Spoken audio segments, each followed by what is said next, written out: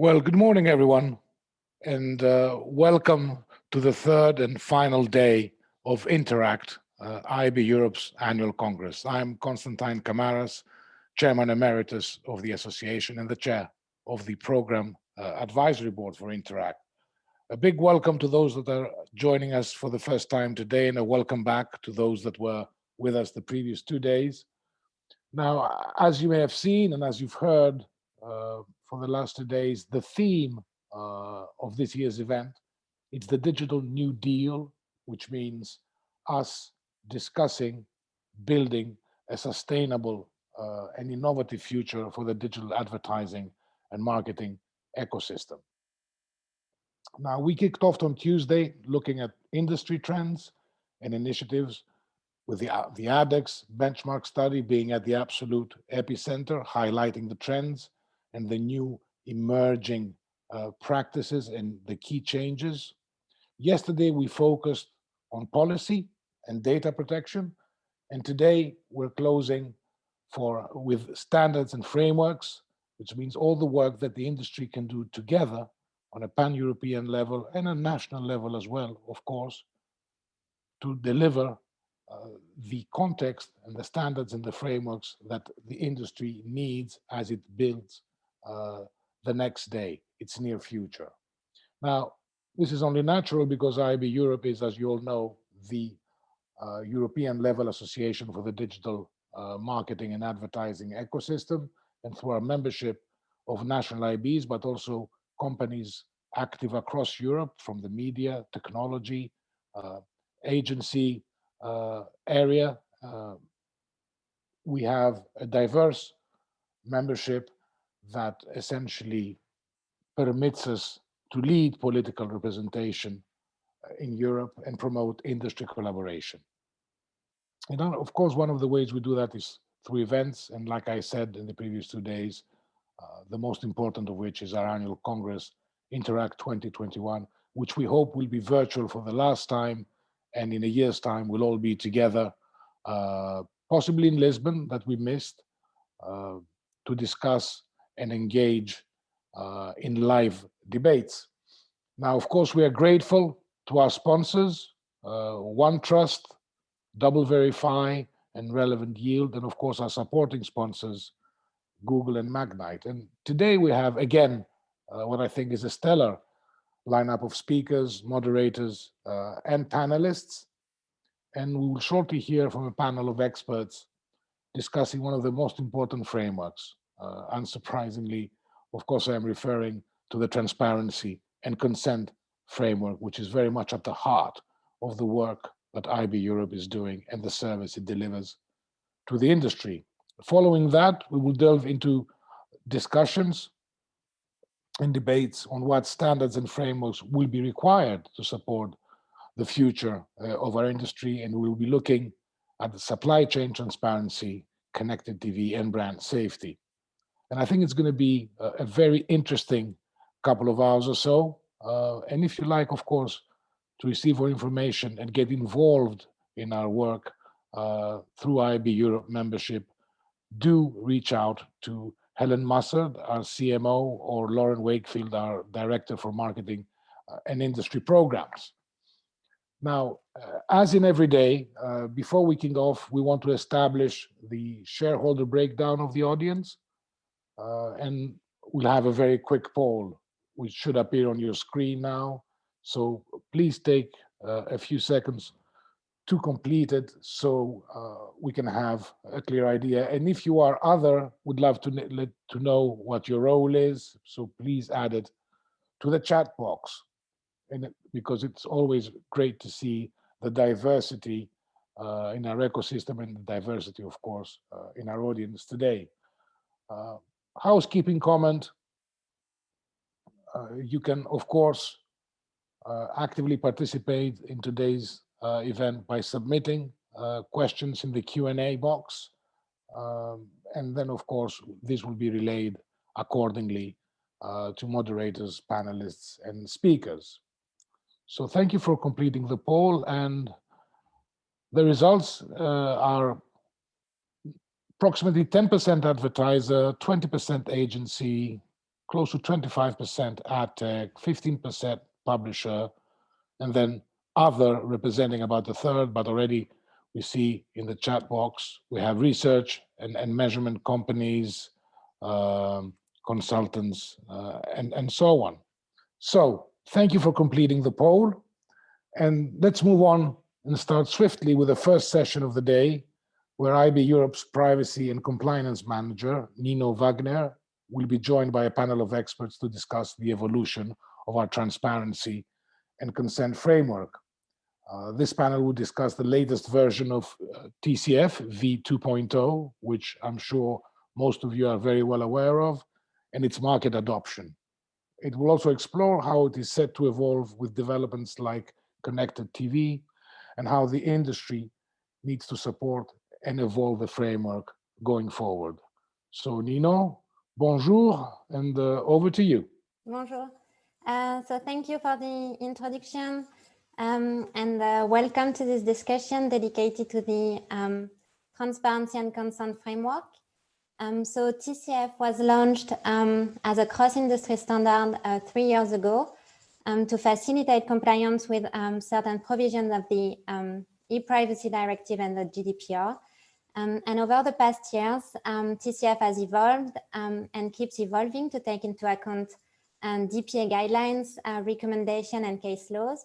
And as the industry is now facing new regulatory challenges and technical disruption, I am joined by 5 speakers today who are active participants in the TCF instances and to discuss the future of the framework and its market adoption across the EU. So I'm going to start with a quick roundtable to let them introduce themselves. Julia, over to you. Hi, Nino. I'm Giulia Sala. I'm a lawyer, so my role here is to be the boring one, probably. TCF here in Italy has been very promoted by IAB Italy, and I'm honored to be here also on their behalf. Thank you. Enrique? Thank you, Nino. My name is Enrique Messner. I'm the Director of Privacy at EMEA at eBay. We actually use the Transparency and Consent Framework and have our own private CMP. No, Alex? Hi, Nino. I'm Alex Cohn, Vice President of Privacy and Data Protection at IAB Tech Lab, and I currently lead the working groups that are thinking about the technical specifications for supporting TCF going forward.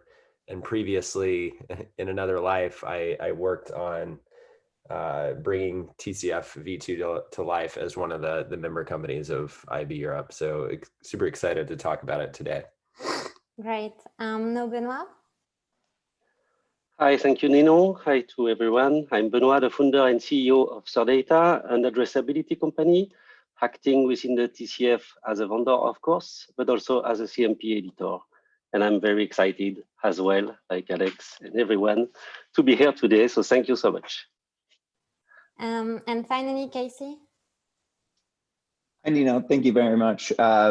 Very happy to be here today. My name is Casey Hill. I'm with OneTrust. We deal in privacy, risk, and governance. And in support of TCF, I work on our CMP product and sit on a number of the different IAB working groups and also chair the Signals working group. I'm really excited for today's discussion. Thanks. That's great. And thank you so much for being here. So yesterday, Interact session was dedicated to policy and data protection. And so it was mentioned that there are still discrepancies in interpretation by DPAs of the e-privacy directive and the Gdpr. So this remains a pain point to make TCF a simple and pan-European instrument. Julia, do you think that the variances in interpretation will disappear over time, and which areas of TCF could, as a result, be further standardized? Yes, thank you, Nino, for the question. At the beginning, when we started all the conversation about TCF, I was less optimistic than I am now, and now for the future I'm more positive. Also, we see also a change in the approach of the Data Protection Authority, if you think about it. Now there is more dialogue also between them, and I hope also that all the discussion that we will have about the privacy regulation that is now, I think, more at the horizon than before, we will have some changes. And I hope also for the more important conversation, like about cookie walls and the use of legitimate interest that that were the main issues and the main point that were different between DPAs until today. With the privacy regulation, we will see an harmonization between all the countries, and finally we will have a European level for data protection. Yeah, I agree that the e-privacy regulation will provide a more consistent framework. And Enrique, do you actually anticipate any changes in TCF adoption following the replacement of the privacy directive by the regulation? Yes, definitely. And that relates to what Julia just said in terms of the harmonization of the rules across Europe. I mean, the transparency and consent framework will likely evolve with those changes also, and make sure that the standard is harmonized and in line with the evolving laws and the interpretation thereof. That will certainly be more harmonized in the future with the e-privacy regulation. In practice, there are also other developments, and we have seen that over the last years that pushed an increase in adoption, such as the Planet 49 ruling, or where regulators announce that they start enforcement action. I think we've seen similar developments in the past, and I think the e-privacy regulation will give it another push. Yeah, and we see that currently TCF adoption is lower in countries where the oversight of the privacy directive is placed with the telecom regulatory body. So it's likely to increase once the regulation replaces the directive and is automatically placed with national data protection authorities. Moving on now to the technical challenges faced by the industry, starting with the deprecation of third-party cookies by Chrome. So yesterday, Armand Islo from the CNIL provided an overview of which mechanisms require consent when they are used for advertising purposes. But Benoit, in your views, what legal requirements supported by TCF are applicable to alternative to third-party cookies? Well, thank you, Nino. I think the best way to answer this question is to focus on the alternatives themselves. So far, I heard about different possibilities. A few rely on an access to the device, either because they use first-party cookies, either because they use any ability to store and access something within the device, either they may use, for example, a user ID generated by the device itself. And in Europe, that's quite simple. If you need to access to this kind of ID, you need a consent. Even if the ID itself or the information stored isn't personal information, you need a consent. That's because of the e-privacy directive. Then you have different possibility to track a user or to track performance from advertising, for example, relying on other kind of identifiers, not generated or stored within the device, but let's say maybe the IP address, which will require a legal basis because they definitely are personal data, and under the Gdpr, which is the other regulation, we need a legal basis to process it. So far, I didn't hear about a new kind of identifier. So whatever the solution proposed and adopted by the market, I think the current TCF under the V2 currently used standard is already ready for these alternatives. Thanks. And Alex, how do you think TCF can support the solutions that are going to be more commonly used by publishers? Yeah, good question. So, I mean, I think all along, from the technical design to the policy design that the tech spec supports, the TCF has been agnostic to the form of how you would collect or activate data. And I think that that's really, really important, because I see a lot of solutions popping up right now that, like, okay, well, we're a new identity solution. We need, for this particular identity solution, we need, a control center for this identity solution. And the fact is like, users don't have any sort of conception of the underlying technology that might enable some sort of outcome that's driven by user data, whether it's frequency capping or like targeting or attribution and measurement. And because all of those identity solutions that are out there, whether it is something that's provided by the device or a commercial entity, are really enabling those outcomes. The TCF, as Benoit said, like the GDPR is about legal basis for data processing purposes. Like, we've come up with, generic data processing purposes that represent what we do. And I think in as much as the new technologies enable those data processing purposes, the technology or the specification and the policy of TCF like applies. And just one more thing to add to that is, like, at least from the technical side, and I also think honestly from how the policy is written, it might require us to evolve in the future. But even I think about devices like operating systems, browsers that are building these new advertising APIs kind of in the name of privacy. Even they could be, ultimately, like, the tech spec for TCF is almost agnostic to where you might initiate a signal that goes through the supply chain. So I think it's really well poised because it was designed sort of agnostically to the identity technology that's enabling data processing purposes, and just because in general, like, a signaling technology can work at kind of any level of where you might collect information from a user, provide transparency to a user. Like, it's really well poised, in my view, to be something that folks rely on for transparency and control for all of these new solutions that publishers and other digital properties will rely on.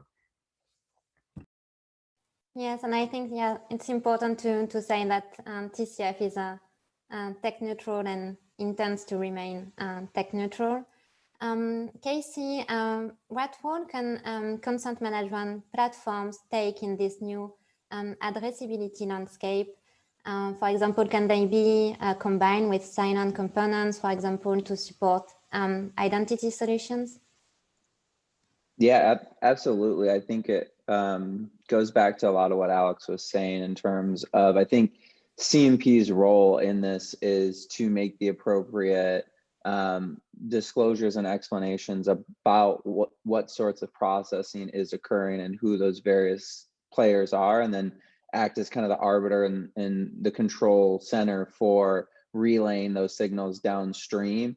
And I look at more holistically how CMPs also need to really view and act as a way to ensure that the end consumer data subject understands the value add from a whether it be publisher or other perspective, and really just make that information known so that then you can kind of take that end consumer along a journey so that they can understand how you actually work as a business and operate. And then within that, you can understand how you might actually really kind of move a user onto being a known user by, for example, like you said, logging in with an identity solution and really combining that and making sure it's known on their behalf as to why they would want to log in. So for example, they get whether it's relevant news that they might want, or stored preferences so that when they transfer from their phone to the web, those are stored. But part of what the CMPs really need to do is act as that sort of go-between, so that you can more clearly understand as an end consumer what's actually happening, so that you do know, and you do actually are actively doing something where you understand those choices and are appropriately signaling them downstream. Yes, and I think that indeed the user journey is extremely important. Another technical disruption faced by the industry has been the Apple app tracking transparency feature that has been released on iOS. And it shows a clear misalignment between end user agents and publisher on the ownership of users' privacy choices. Enrique, do you see TCF evolving to support interoperability, or at least better consensus between publishers and end user agents when it comes to user privacy choices? Yeah, I clearly see the TCF evolving there. I even think it's a necessity. These different frameworks result in a very fragmented and complex and confusing user experience for the end user. They have different scopes, they use different definitions, so it's super complex for the user to understand. From a publisher perspective, also, it's super difficult to implement it the right way for the users, because it starts with the easy question like which prompt to show first, and then you have probably questions coming up. Okay, if one answer is yes and the other answer is no, what does that mean for a specific use case? So it makes it really complicated to navigate through those different frameworks. And so I think in the spirit of transparency for the end user and promoting a single place where they can make their choices, I think it's really critical that the TCF evolves and helps streamline all those different choices. Yes, and Casey, so switching from iOS to CTV operating system, do you think that leveraging TCF in the CTV environment can prevent unilateral decisions from CTV OS, for example, to restrict access to users' data or implement additional choices that are not aligned with TCF? Yeah, Nina. So I think it goes to what you've said and also what Alex has said about TCF is really agnostic to the platform, and that's important to remember, because it also harkens back to the identity piece a little bit, in that as an end consumer, I don't necessarily always understand or know when I make a choice here in this one particular space that choice isn't relayed, especially if it's an example where I'm a logged in user. I actually expect it to transfer if I'm dealing with one individual entity. And so I think it's very important as we think about CTV and OTT devices that we do take a common approach across the various platforms, because one thing that I do start to understand as an end consumer is commonality between what those choices are. And then if I can be relayed that information repeatedly in a concise fashion, where I start to understand what those controls are, then it can start to shape and kind of make my view of the overall industry a much more positive one. And I think that's important to remember, and is really one of the things that's very good about leveraging TCF for really being that arbiter of how those signals get relayed between the various brands that you interact with and downstream vendors. Yes, and hopefully we will soon see the impact of putting forward a consensus-based standard for transparency and consent, as we see more and more CTV publishers deploying TCF within their app. There are also more and more CMPs that are validated for CTV, including OneTrust. We are also starting to see TCF adoption by advertisers.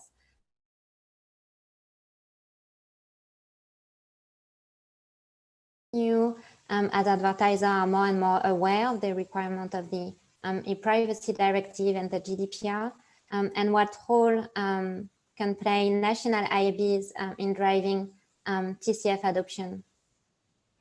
I think it was something that no one expected at the beginning, because usually advertisers are more focused on imposing guarantees on the publisher, on the agency, on the vendors, and not looking on their own properties. So these changes was something that was really unexpected, and I think was most driven, of course, for more awareness in general on those kind of topics. And on the other hand, for sure, there was also some court decisions that brought some attention and some scare also on advertiser. And I think the main reason now is the cookieless era that is coming, that is scaring advertiser now, and they are now more focused on their first-party data and investing on their data and starting to think about how to collect consent. Also, when we were talking about now all the identity solution, for those solutions, they need to be ready and to collect their consent on their first-party data in order to start with those kind of adoption.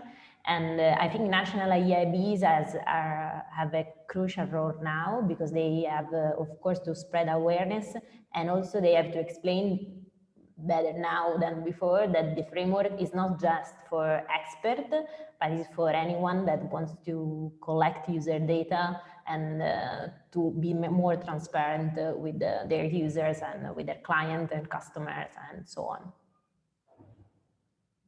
Yeah, I think that TCF has been seen as a standard bringing efficiency only to websites or apps that are selling ads, but not necessarily other properties that still process personal data for advertising purposes. And the role of national IAB is indeed really important to drive the adoption.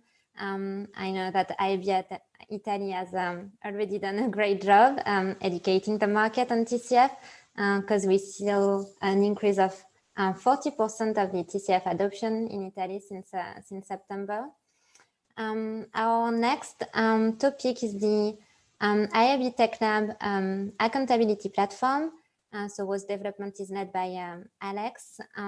It will enable the auditing of ad-related transactions, including to ensure that users' privacy choices are forwarded faithfully and observed.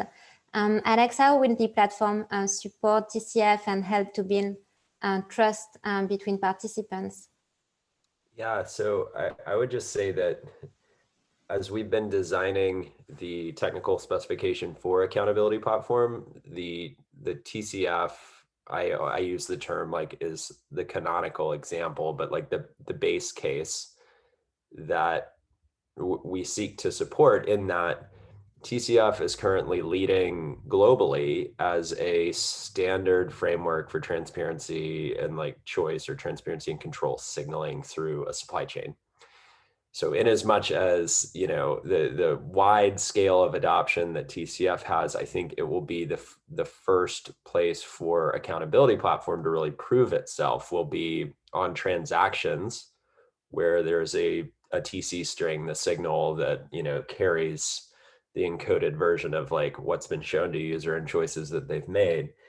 And as you mentioned, like the way that this accountability platform is designed to work is to say, hey, let's collect some transactional data from participants in the supply, across the supply chain in a standardized format, including the string that has the encoded sort of like signal of you know, any choices that a user might have made, and show that for a transaction across the supply chain, and make that data available in its sort of standardized form to any kind of entity, whether it's IAB Europe running a vendor compliance program, or it's a DPA that wants to do analysis on whether or not they think, you know, the supply chain entities are actually, you know, forwarding along and also, you know, respecting choices or conforming to those choices that are made or what's been shown to a user. I'm really excited about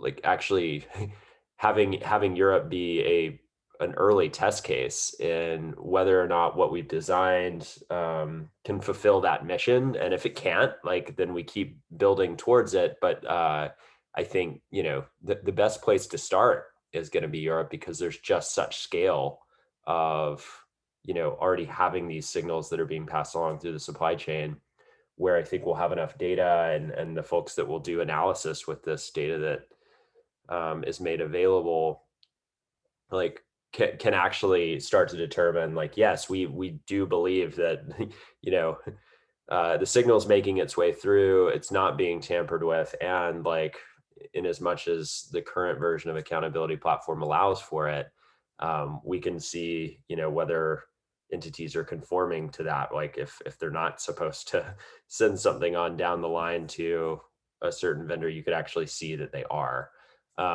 So in terms of like a, you know, identifier or something like that. So anyway, really excited actually to see accountability platform take off once we have it launched and folks start adopting it in Europe, because I think, you know, TCF, like I said, is so broadly adopted that I think we can actually see, we'll be able to see a lot of really great data. Yes, and as you mentioned, so this outcome data is intended to be used to support self-regulatory compliance program, but also by data protection authority, should they want to audit compliance of certain companies. And auditability is a focus of concern for European DPAs, as well as civil society organizations.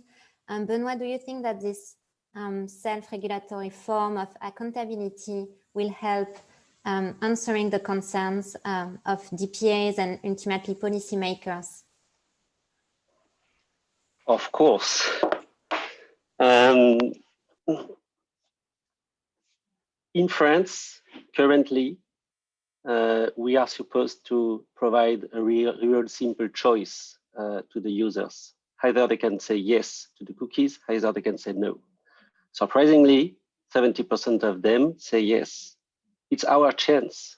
We provide transparency about what we want to do, what we aim to do.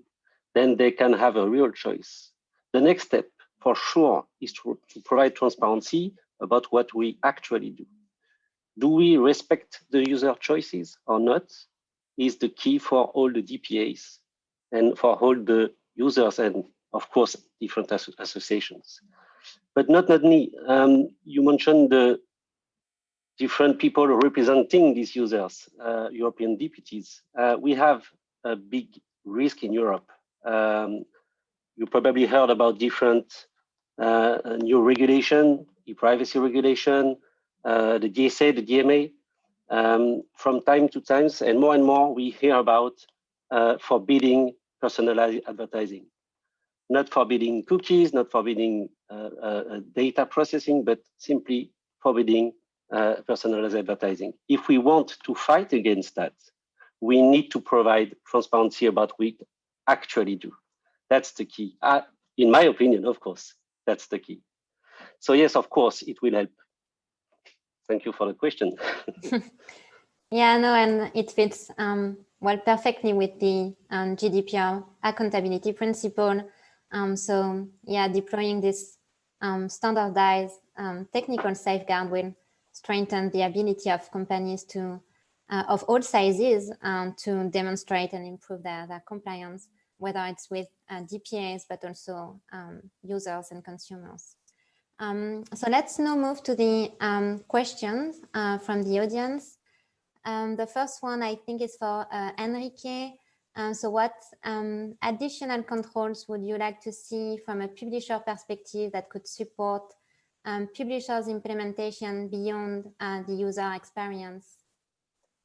Yeah, that's a good one.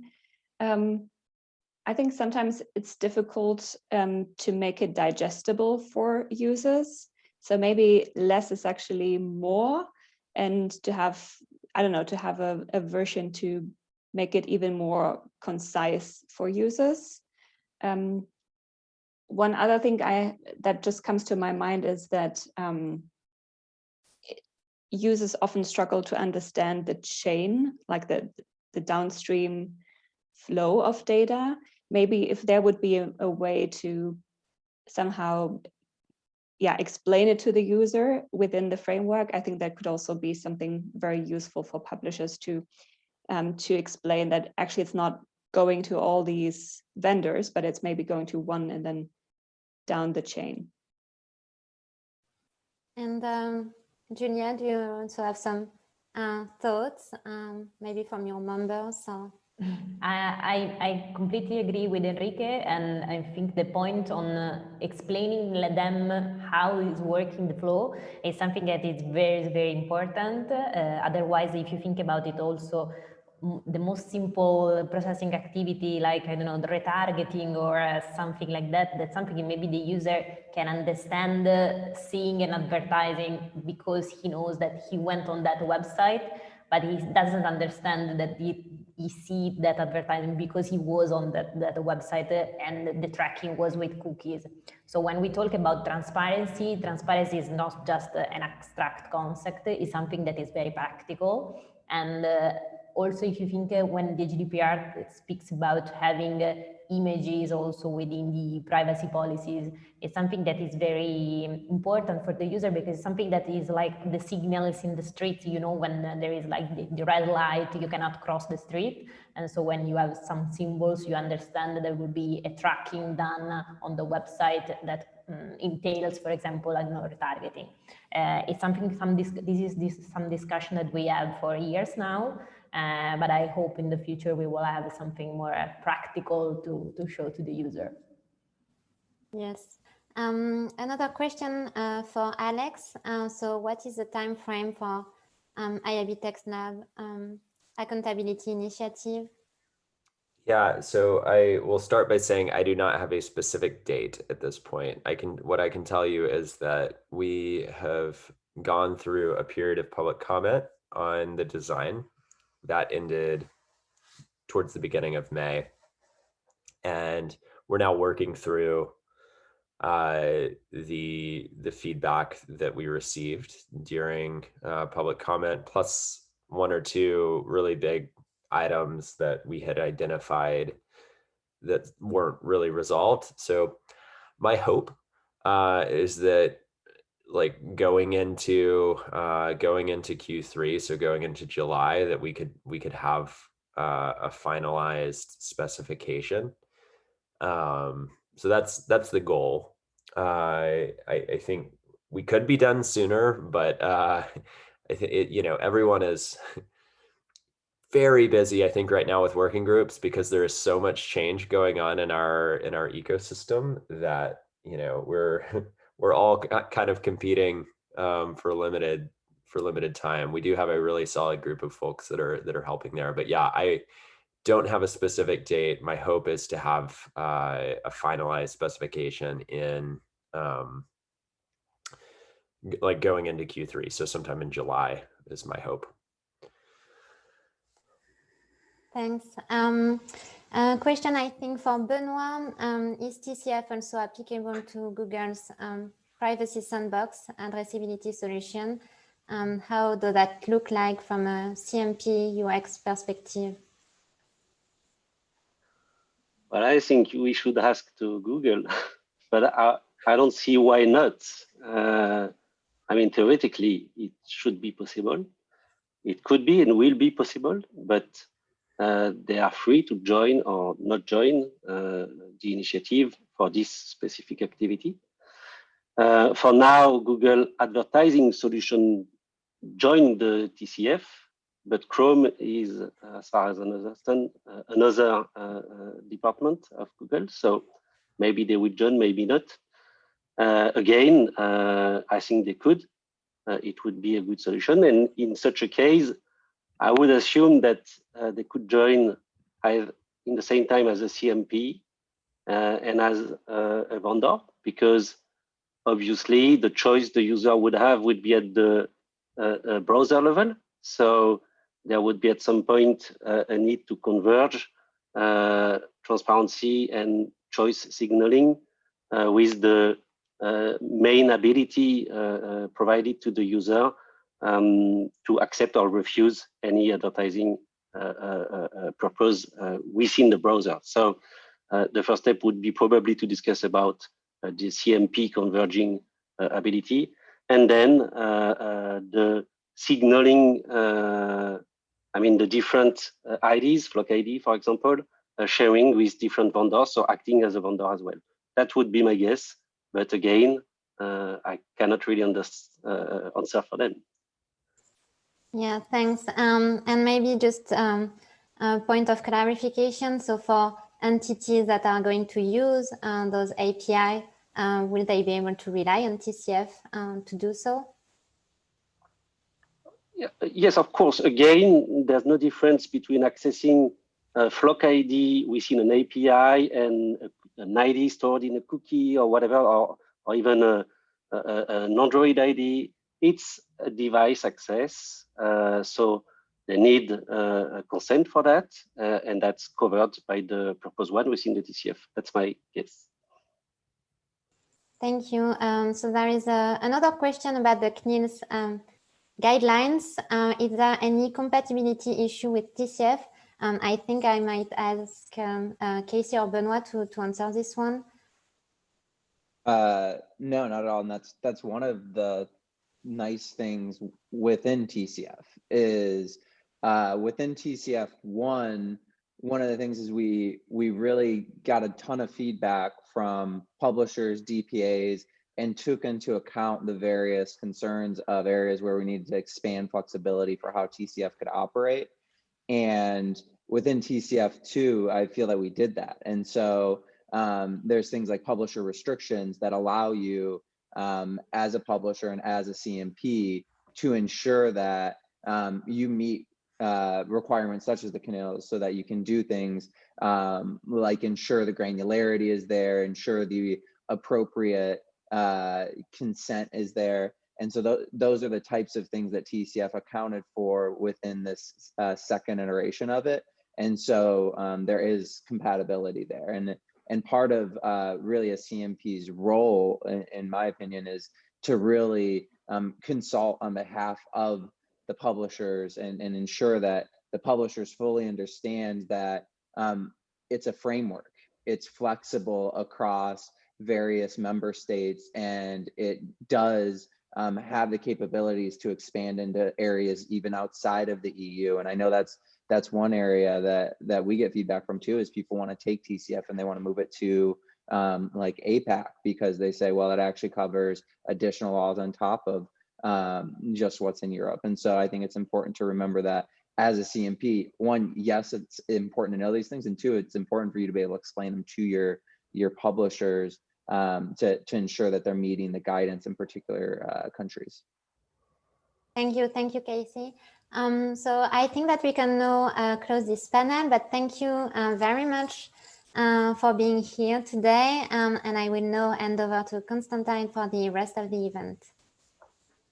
Well, thank you so much, Nino. And let me add my thankings also to Alex, to Julia, to Casey, to Enrique, and to Benoit for a very enlightening discussion on the near future of TCF within the context of post-third-party cookies, but also in terms of supporting compliance to new environments such as connected TV. And we all very much look forward to these developments. Now, before we move on to our next panel discussion on supply chain standards, or if I may, value chain standards, but this is a point we'll get back to shortly, I'm delighted to introduce IAB Europe's chief economist, a young man you I think all very well acquainted with by now, Dr. Daniel Knapp, for a short presentation. And just to say, by means of an introduction, that data from SSPs is indeed a crucial tool for publishers to succeed in programmatic, from understanding advertiser and agency demand and spend patterns, to managing inventory, setting prices, obtaining information for vendor QBRs and client briefings, and also as a source of intelligence for ad ops and sales, and as the foundation for ongoing perpetual optimization. Now, as digital advertising switches towards what we generically refer to as a cookieless world, these insights that can guide a monetization strategy are as crucial as ever, if not more. So, Daniel, over to you. We are very eager to hear your ideas on how we can all move forward towards a sustainable programmatic value chain for all. We're all ears. The screen is yours. Thank you, Constantine. And you have already succinctly summarized the essence of the short presentation that I would like to give to you. You all know that the programmatic supply chain is complex, and that transparency, whatever that means, and it means many different things to many different people, has been a topic very high on the public agenda for the last couple of years. We had the kind of seminal ISBA PwC report come out just a little bit more than a year ago. And I think things have fallen a bit quiet on the transparency topic for a couple of months due to COVID, but it's coming back with a vengeance. And as we are seeing continued growth now in digital advertising in 2020 and 2021, we realize that 2021, it's the last year of growth in the old paradigm, the last year of growth before the deprecation of third-party cookies, and also the last year of growth before new sets of regulations come into place. So this industry conference here is called, it's about forging a new or digital New Deal. And a digital New Deal also includes pretty meaty technical aspects. It is about how can the programmatic supply chain can be converted from supply to a value chain, meaning how can it work for all, for publishers, for advertisers, for intermediaries, and for consumers. There's a lot of work going on in this area, a lot of fragmented work. And what I would like to do in this brief presentation is kind of sketch out the contours of this debate and provide some thinking points for the panel on how, as an industry, in particular within the collective forum of IAB Europe, we can take this discussion forward and ensure that all constituents can thrive sustainably. 2 days ago, we published our Adex Benchmark report. And this Adex Benchmark report tracks ad spend across Europe. Something remarkable came out of this report. And that is digital advertising overall grew by plus 6.3%. Most of the growth came from walled gardens. The open internet didn't grow as much. But if we zoom into the bit that is the open internet, display, video, and also a little bit of audio, we can see that programmatic advertising is the key driver of this. In Europe, in 2020, 7.9 billion euros were spent, and that is just on the SSP level, on programmatic advertising. And that is now more than on non-programmatic advertising, IO-based and so forth. We also saw that programmatic really benefited from the economic rebound due to the switch on, switch off nature of programmatic. So it's useful for advertisers, it's a key source of income for publishers, and it really is the foundation for the open internet. But how can we ensure that this growth really continues, that this marketplace is going to thrive? This is more important than ever, because if we look at how the overall non-search, non-classified landscape looks like, we can see the open internet is really contextualized within many, many very, very large walled gardens. Programmatic, in contrast to these walled gardens, has grown in a decentralized manner. In a sense, it was a grassroots movement in the beginning of many different companies and vendors having ideas and building on existing tools and infrastructures and standards, third-party cookies and so forth, and building their own. But the beauty of the democratic nature of programmatic, everybody could build something, everyone could access supply and demand, also meant that there was a severe degree of fragmentation. Not just fragmentation of vendors, we all know the Lumascape, but also fragmentation of reporting, of measurement, and so forth. So the key question, if we look at the future of the digital advertising world, is how can the democratic nature, how can the benefits of openness, of programmatic be preserved while reducing the likelihood for fragmented truths?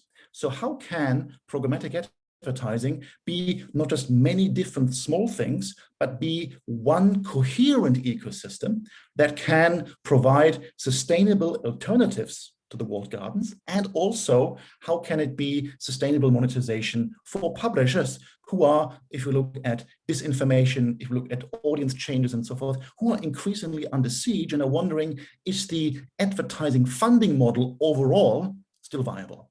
So big questions that programmatic has to solve. And because it is now a mature industry, a 7.9 billion industry, these questions must be at the forefront of future industry development.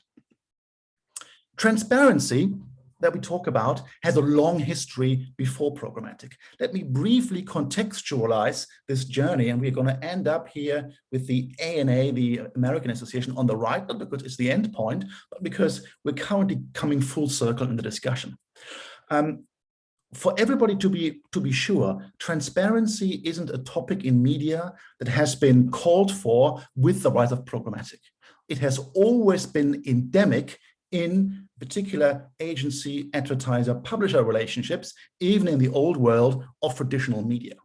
To give you an example, there was a seminal presentation in the ANA by John Mandel, former Mediacom CEO, who was talking about kickbacks in the agency world. And these kind of, the word has a negative connotation in the US, but doesn't really have elsewhere because it's a kind of firm part of established and proper business practice. So just this interpretation of the word sparked some concerns. And actually, what happened on the basis of this was an investigation into how does the advertising, not programmatic, but the advertising value chain overall look like? What do advertisers know about where their money goes? What do they know about contracts and so forth? Advertising or programmatic advertising was just a tiny little fragment of all of this. Just one paragraph or a few pages were dedicated to it. But this study kind of set foundations for other bodies, particularly regulatory bodies, to look at this topic. For instance, the Bavarian media regulator in Germany. We saw then, as we progressed, a lot of focus on ensuring or enhancing transparency. And that was mainly kind of auditing or financial transparency. And there was an entire cottage industry that sparked around it. But it didn't work so well because there was a big gap between the talk of transparency and the actual desire to pay for the analysis of transparency. And some key vendors closed their doors because the talked about market wasn't the market that people were opening up their wallets for. We saw then, of course, the ISPA PwC study, which has kept lots of media attention for an end-to-end view of the programmatic value chain. There was the often kind of shortened discussion about the unknown delta of 15%, which if we go into more detail, can be solved and isn't all that scary. It's just about the limitations of being able to match data because it's so fragmented. So if the industry really works together to provide more standards and abilities to match data, a lot of these questions go away. We saw also an extension of the topic of transparency towards more of the antitrust perspective. If we look at the Competition and Markets Authority in the UK, and also we could see, for instance, the ANA come in again with the new investigations in 2021. Going back, what you can see is all these different studies and the conversation, they extended over time the topic of transparency. We moved from audit to contracts to what's the business model of advertising and programmatic? How can we ensure that transparency maximizes media value? Is there fraud in programmatic? How can we use transparency to optimize supply chains to ensure that media outcomes convert into business outcomes? Is there a competition perspective, independent versus aggregated and walled gardens? And also with the rise of disinformation, what role does programmatic play or can programmatic play in combating this through the rich and highly textured data that it has available? The problem with all of these different questions, which are all very valuable in their own right, is which one to focus on. And we have many really important industry initiatives, but a key concern is, what are they talking about? What do they want to talk about when they speak about transparency? Many initiatives stall with long discussions and little output because they can't really agree which of these topics to address. all of them, or one of them? What is transparency, and what is the main value of transparency for everybody? Increasingly, we can also see regulators looking at the digital advertising supply chain. Well, they're not calling out programmatic specifically. It is pretty clear from the text what they mean. So here's a screenshot of a regulatory proposal for the Digital Markets Act that is currently being discussed and reviewed at the EU level. And there is, if you read the fine print in Article 42, a very interesting remark about transparency obligations. I talk about gatekeepers. That's a very technical term that doesn't really apply to the gatekeeper definition in our industry. But the important thing is that the supply of ad services should contain information on both sides, advertiser and publisher, to understand the price paid as part of the relevant value chain. This isn't fully fleshed out yet, but it shows that understanding what budget flows are is important for the regulator. Why is it important for the regulator? Number one, a clear focus on the sustainability of media, big concerns about media pluralism. How can publishers continue to be funded? But secondly, there's a broader thing, and this is a massive opportunity for us as the digital ad industry. The broader thing is we're seeing across industries. It could be logistics, it could be advertising, it could be travel. We're seeing more and more complex supply chains emerging. And often these supply chains are data-driven or even algorithmic, with places making algorithmic decisions, etc. And this places a key concern for the regulator, because they need to realize, how can we as policymakers with comparably little expertise in data and the complexities of the markets we're supposed to regulate, how can we acquire knowledge about this? And this is a huge opportunity, as I said, for the digital ad industry, because the ad industry, as we know, with privacy discussions, was on a defensive stance. If we go ahead and say, we are going to increase transparency and we are going to show regulators how it works, how transparency can be created in data-driven, in algorithmic markets, we can become a cheerleader for, or kind of a template industry for the broader algorithmization of the economy. And a lot of learnings, positive learnings, can be taken from advertising to other industries from the regulator.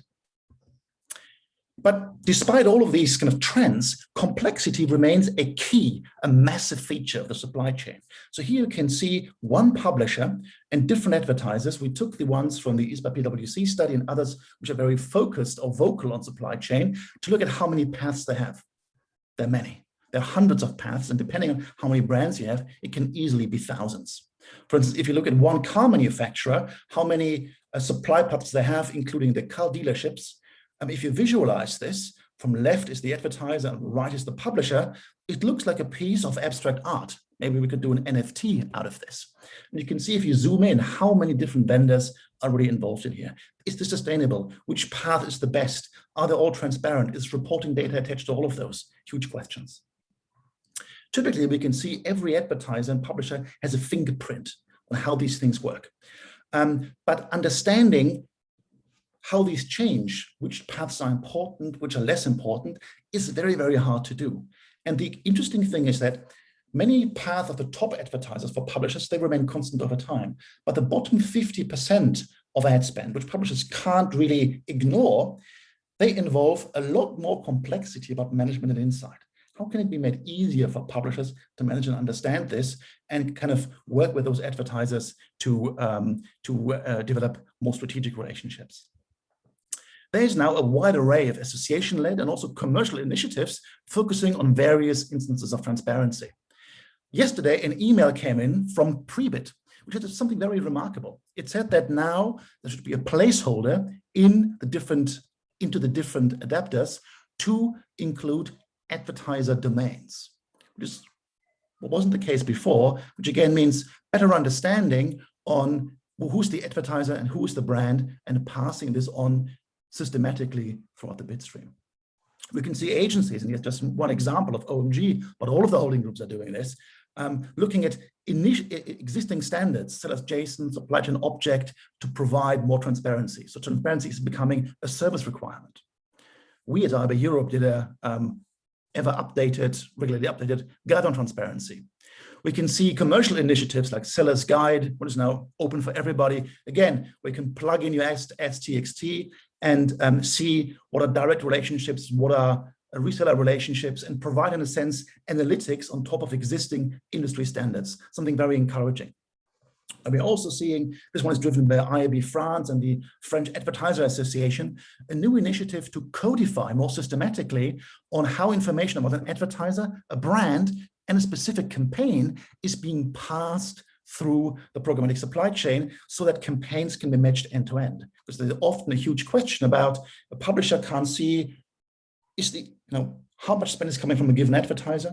The agency spends a certain amount with a publisher, but both can't reconcile how much money really arrived. Not because it went missing, but just because the data doesn't really match up. Increasingly, we can see the bug moving towards a feature. So the lack of transparency becoming a feature to help optimize the chain. So there are kind of collaborations between Group M here, Index, Spotex, and PubMatic, but increasingly, the topic of SPO has become big. The question is, what is it really? And while many are working on it, there's a lack of common definitions, and it's often incredibly manual. So lots more work to be done. To do all of this, a reliable and standardized mapping, so matching all the different entities, is a crucial starting point. DSPs and SSPs often have amazing and very detailed UIs and APIs on how to analyze spend. But it's all been built, as I said before, in a decentralized ecosystem in isolation. So we need a single source of truth, an integration platform to bring all of this together, to allow buyers and sellers to match things, and also for SSPs and DSPs to understand where they're good, where they can enhance their performance together with their partners. And working on this together is a key area for IAB Europe to invest in. Often, though, I think programmatic supply chain topics are only looking at the data, and they're not looking at the decisioning logics behind things. This is another topic which also regulators are looking at. An example is here. So if we take a given publisher and you look at demand and supply, if you take, for instance, fill rate and CPM as proxies for demand and supply, you would expect a correlation between the two. But in this case here, if you rank an hour of if you rank the day on the hour with the highest fill rate and then decreasing, you actually see no correlation at all with CPM. Is this right? Or does it mean that there's a decisioning logic somewhere in programmatic as interaction effect somehow between vendors that mean that the publisher, or maybe even the SSP or the DSP, not a single entity is in control of the marketplace, but something is happening in the interaction between all of them. The topic is changing increasingly. Programmatic has been open, and here you can see after the foundation of the GDPR, of course, there was this famous sentence, nobody is intending to build a wall, but this democratic notion of programmatic is increasingly going away as we're moving towards more of a splinter net with more direct integrations, so-called hedged gardens, with agencies building direct SSP integrations. If you see Walmart Connect making preferred partner choices, and also, for instance, Disney and others in particular, if we move into CTV, much shorter supply chains with different partners. So this is different questions about transparency, more about not who is involved in the auction, but how do different supply chains to different pieces of inventory, how do they compare? Lastly, the new world of addressability, I think, really changes the transparency debate. And increasingly, we're going to see it connected to broader topics of optimization. So different demands of transparency, or questions to be addressed based on, do you have logged in users, do you use context, and so forth. Then also, how does, for instance, the supply chain and the value that's being created, how does that link to media outcomes? These are typically two entirely different discussions right now, but I believe that transparency and supply path optimization at one point will be just one other component of overall media optimization. And this is why I think we're moving from a supply chain to a value chain. And there are 4 principles that we've identified that make this possible. First, there are more and more controls. We already got standards. There are new things coming out there, for instance, with Trust ID. We see a move away from the fee obsession to an outcome obsession, because not all additional fees are bad. A longer chain isn't necessarily worse than a shorter chain, because it is about the outcomes that can be delivered. If an intermediary is adding value, increased attribution, increased targeting, increased retention, increased media value, this is all important. This is increasingly fueled by in-housing as well. Increasingly, as I mentioned, we need to orchestrate this splinter net. So the rise of one-to-few or one-to-one supply chains creates entirely new questions on how to orchestrate the silos, which would be a new transparency question. And lastly, as we know about these interaction effects, for instance, and about SPO being so manual, we need to shift to a more experimental and data and evidence-driven approach to ensure that transparency is really there. Focus on marketplace economics, for instance, and so forth. And these, I think, are some of the main topics that need to be discussed in order to make the supply chain into a value chain and workable for all. And with that, I would like to pass back to Constantine and look very much forward to the panel. Thank you. Well, thank you ever so much, Daniel. I don't think we could ever wish for a more scene-setting and enlightening presentation to have a discussion, or indeed a debate. You've given us certainly a lot to think about, and right now, as I'll be introducing our panel, a lot to discuss about.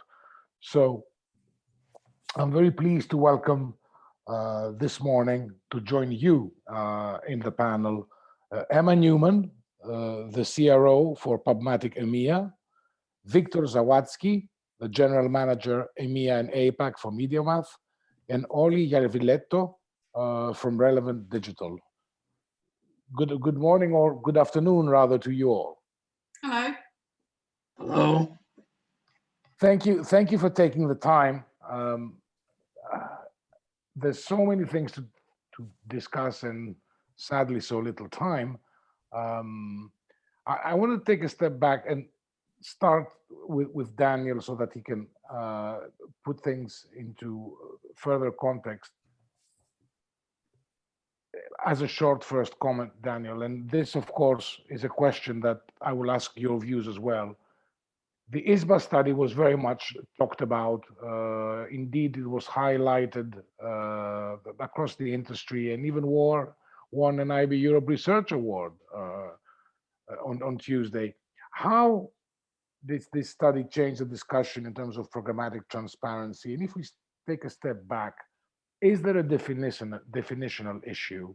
I don't want to get too philosophical, even though this is a national hobby because we invented this. But I do want you to address this, and within that context, be clear about the benefits for publishers and advertisers, and potentially mention a couple of use cases which you think show the direction we should be heading. The short comment from you, Daniel, before we move to our guests. It was clearly a very important study that has, I think, brought to the foreground, or kind of, let's say, consolidated a lot of talk that was going on about supply chain transparency.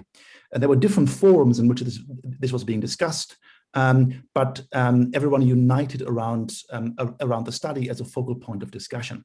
To me, the main takeaway from the study is how hard it is, even for experts, for auditing experts, for data experts, to match the data. So it's not about what the study found, but it's about what it didn't find, what it wasn't able to find. And we know that the vast majority of data couldn't be matched because it came from different systems, and also different participants in the market had different proficiency in supplying the relevant data. And I believe that a lot of the questions that have been sparked by that study about how transparent is programmatic, that they will be addressed, and they will go, well, they will turn from questions into answers that can provide the basis for better supply chain if we standardize and harmonize and enhance the way the matching between data can take place. Emma, a first comment from you. Yeah, so I think that, look, of all the issues dominating ad tech discussions, transparency is the one that concerns buyers this year, and is certainly something that the industry is investing a great deal of time into to tackle. In the long run, I think the topic of transparency is really about trust. So trust in programmatic, trust in vendors, trusting the emerging channels, especially in-app and CTV, and overall trust in the industry. And the issue of transparency has given rise to supply path optimization, also known as SPO.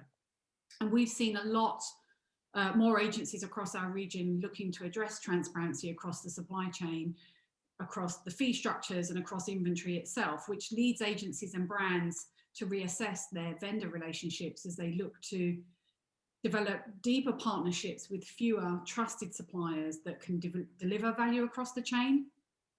And these transparency discussions are absolutely merited, because without transparency, we cannot have trust. And without trust, we cannot evolve. And we've also talked about, you know, how the industry needs to work collectively to ensure that the solutions that we take to market work for everyone. They don't result in an unfair advantage for those with the loudest voices or the largest resources. And it's this approach, I think, that's at the basis of initiatives like the IAB Europe Supply Chain Transparency Guide, as.txt, app-as.txt, as.txt for CTV now, and you've got supply chain objects, sellers.json, buyers.json, IAB Gold Standards 2.0, and of course, JIC Web Standards. And I think that itself tells you how seriously we're taking this as an industry. And many of these initiatives have had the aim of creating a smoother way brand investment to reach publishers, and as such will continue to have an increasing benefit in enabling publishers to effectively monetize their inventory. Thank you, Emma. Victor, a comment from you. Yeah, great. Like, Daniel, thanks for the presentation. I was just wondering what we should talk about after you said everything, basically. So let's see if we can add a few thoughts. So the ISB study had a funny timing for us, because we've been working since some time on an initiative which we call Source. The idea behind that is to say, we know ecosystem, programmatic ecosystem is murky. Should not say that, but that's what it is. It's never been set up to become a $1 trillion industry. And now is there where we are, right? And working on pipes which are breaking easily in transparency, inconsistency, and so on. And David, you said, Daniel, you said it. Getting information and aligning across the whole chain is close to impossible. So we came up with this initiative, started in end of 2019. The ISBA study came up and basically talked to exactly the points which we've been addressing with it, to say the new programmatic pipes needs to be addressable, they need to be accountable, they need to be aligned. And what we've done basically is to say we got 3 points across each of that component, which we are going to measure the industry on ourselves, but as well, especially our supply partners, with the goal of making the whole supply chain as transparent as possible, transparent in the end to end. Emma, it's great to have Programmatic there, and we closely work together. Programmatic is, I think, one of the most advanced partners where we collaborate. And the benefit for agencies and advertisers is to say, I put money into a DSP, and usually it's hard to see from the other end of the supply chain, like from an SSP, like Programmatic side, to see like how much budget is available, what's the goal of a campaign, how much it's spent, what can I do from my side to optimize in an automated way.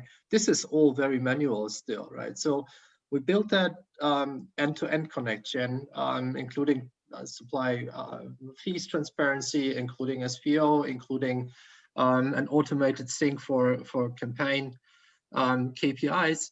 And well, that all in the time when the ISBA study came out, and you're like, where's my 15%, which was another component coming to the board. So since then, the whole world turned much quicker on that topic. And what we've seen basically from the initiative going directly to the source is that clients tests and pilots, which we did, significantly improve not only performance, but as well all the good things which you look at as an advertiser, starting from working media reduction between 10 to 30% in terms of, or increase of, I should say, by 10 to 30% in working media. We've seen KPIs improvement on a 2-digit level. And that's something which we see like is the way the market should go, creating and Emma, you called out all the initiatives, which are quite many, I'm just realizing, meanwhile, which helping to get us there, to benefit publishers, but as well advertisers, and simply grow as well. Daniel, as you called it, the free independent internet, if that was the term. I don't want to put anything in your mouth, but that's something I think is that, which we are all part of. Thank you, Victor. There's a couple of points we will certainly return to, but first a comment from Ollie. Yeah, thank you. Well, quite extensive sort of coverage from both Emma and Victor already, but yeah, I think from the ISPA study, the main point shouldn't be the unknown delta, because I think that can be explained away. But the issue is definitely the fact that, okay, how can we actually match such a small amount of impressions across the ad tech ecosystem? And I feel that that's something that we should definitely focus on as an industry, and to make sure that we can actually increase that rate, because then we will know what happens in the ecosystem and can gain the trust from advertisers as well. And I'm actually glad that you, Daniel, brought up the pre-bid information from yesterday, because with the pre-bid 5 update coming and requiring actually to specify or at least have a placeholder for an advertiser domain there, it will actually make it a lot easier to actually to get this information to pass through the ecosystem. And yeah, and I think actually what sellers.json and the actual seller's guide is a really good initiative from Premise to go in and check basically what's taking place on the different publisher domains. So there's a lot of good initiatives going on the market at the moment, and we're moving in the right direction, but we need to unify and normalize data. That's the sort of the main point. Yeah, I will return to that, but taking a step back, I really appreciated that, we're trying to shift the discussion from supply chain to value chain, because, historically we've spoken a lot about cost this, tax that, and I always felt, we did not focus enough on value, risking of being reminiscent of the Oscar Wilde quote of the cynic that knows the price of everything and the value of nothing. So this is a very healthy and positive dynamic, but what are the biggest hurdles in this direction from supply chain to value chain and in what we're trying to achieve? So Daniel, I don't know if you want to go first. I think one of the things is really what to focus on first. Is it auditing? Is it working media and so forth? There needs to be an agreement of which topic to address first to drive value. I think it helps to broaden the discussion a little bit, because we are in the industry and also from an external view, primarily thinking about programmatic as a transaction infrastructure of buying and selling media. But the wonderful thing is, if you look at any literature on the internet since the beginning of the 90s, it's about something interactive, right? We're not calling ourselves interactive media anymore, but we're forgetting about the feedbacks, the valuable interaction that a programmatic value chain enables. It's right, for instance, an example for a publisher, if they have transparent data, they can't just use the value chain to kind of enhance their yield, but they can strategically see who are the best working buyers, which advertisers should have more strategic relationships with, and so forth. So seeing this infrastructure also as a source of business intelligence. So I think there are many of these types of things that we should talk about, because if we just bog ourselves down into audit trails, into kind of working media, these are, in the broader scheme of things, fairly fragmented discussions. I think the first thing to do is really to understand the intelligence potential that a clean programmatic value chain affords. Emma. Yeah, I think value, like the word transparency, means different things to different people. So what I consider valuable, somebody else won't. So I think it's really understanding what value means to all of to everybody in the chain, from the publisher through to the buyer and the brand. I think that, it's, and until we really understand that, it's very difficult to deliver what people are looking for. I think there is such a broad set of needs that developing some kind of standards that create and then maintain a level playing field to ensure that every reputable player has a fair chance of success is, you know, I think that's probably one of the most important things. And we've talked a lot about, you know, there isn't standardization. So we can't measure apples with apples right now. So who can say who's delivering value and who isn't if we're not being measured in the same way, we're not using the same taxonomy, we're not delivering data in the same way. I mean, it's partly the reason why the study took such a long time, which is, you know, all of the players were very open and transparent and we shared everything that we could share, but we're all sharing it in a different way, and that makes it really difficult. So until we've got some degree of standardization and some understanding of what value actually means, because it doesn't mean the same thing to everybody, and people aren't looking for the same thing when they talk about value, then it's going to be very difficult to demonstrate that. True. Victor. I don't want to become philosophical as well, so stop me there.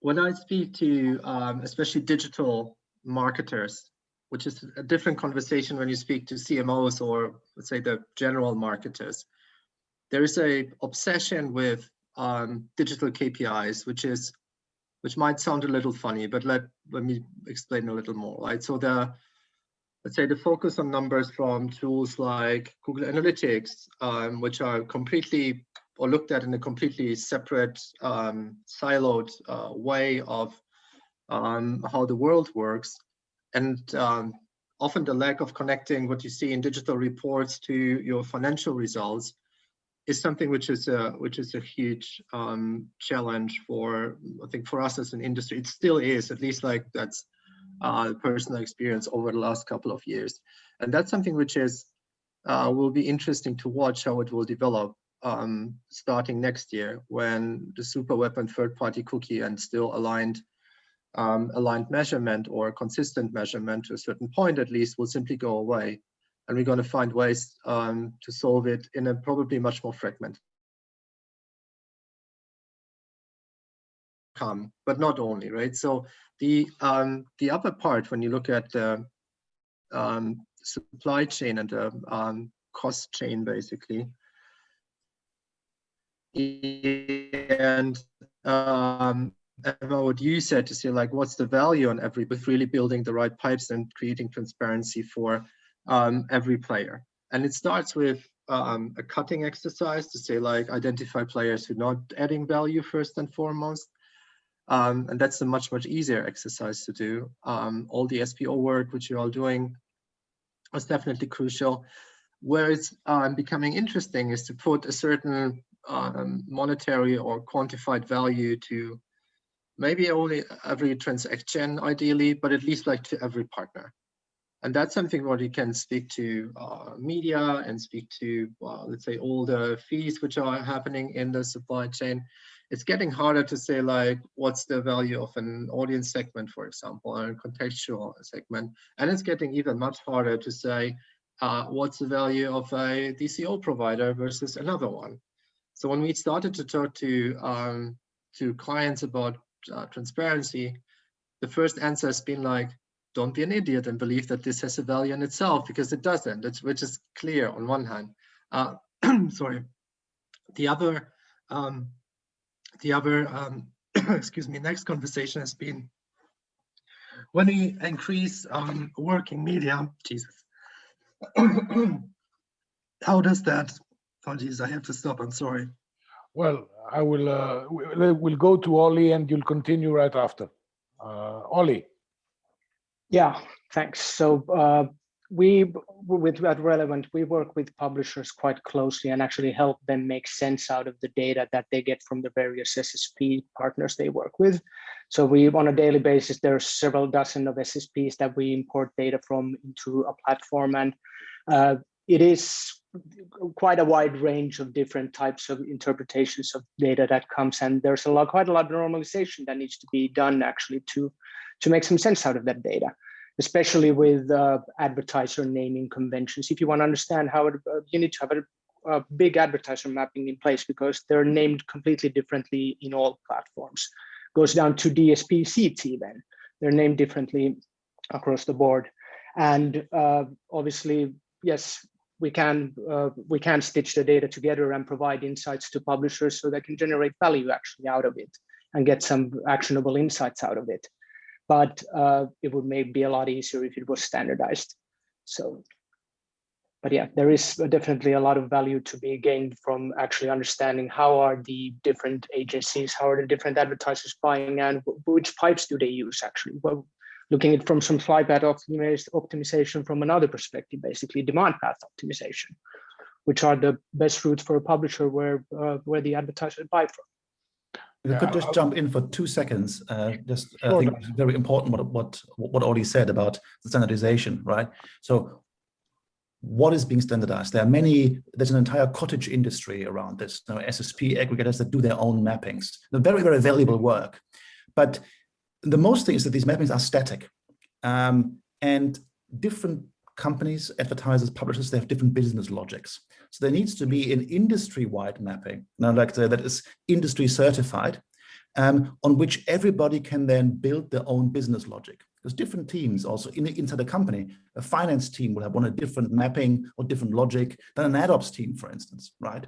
As the CMO wants something different than the buying team. I think that is the thing that needs to be done. It's not about not just another mapping, but about a standardized mapping on which everybody can build their own view of the truth as it pertains to their business. Yeah, that would have been it's a good segue, if you like, to my final question, because we are pressed for time, which means there's plentiful data, but how much is it standardized, and how can we get to that holy grail of the single source of truth, and what are the key actions indeed that tech solution providers are taking to get us in that direction? So I will start off with Emma and I will finish with you, Daniel. Emma. So look, I think that there's a collective responsibility here, right? So it's not, everybody in the chain has to work together to do this. And I think that's the most important thing, because if you've only got one or two partners in the steps, in the elements of the chain working on this, then we're not going to get to where we need to get to. I think from an SSP perspective, if you think back, my view of what a good SSP does is it dedicates resources to develop tools that create, better user experiences, that create solutions that put publishers in control of their inventory, that create algorithms that are capable of ingesting and understanding more and more data as it becomes available. Because the one thing we don't lack is data.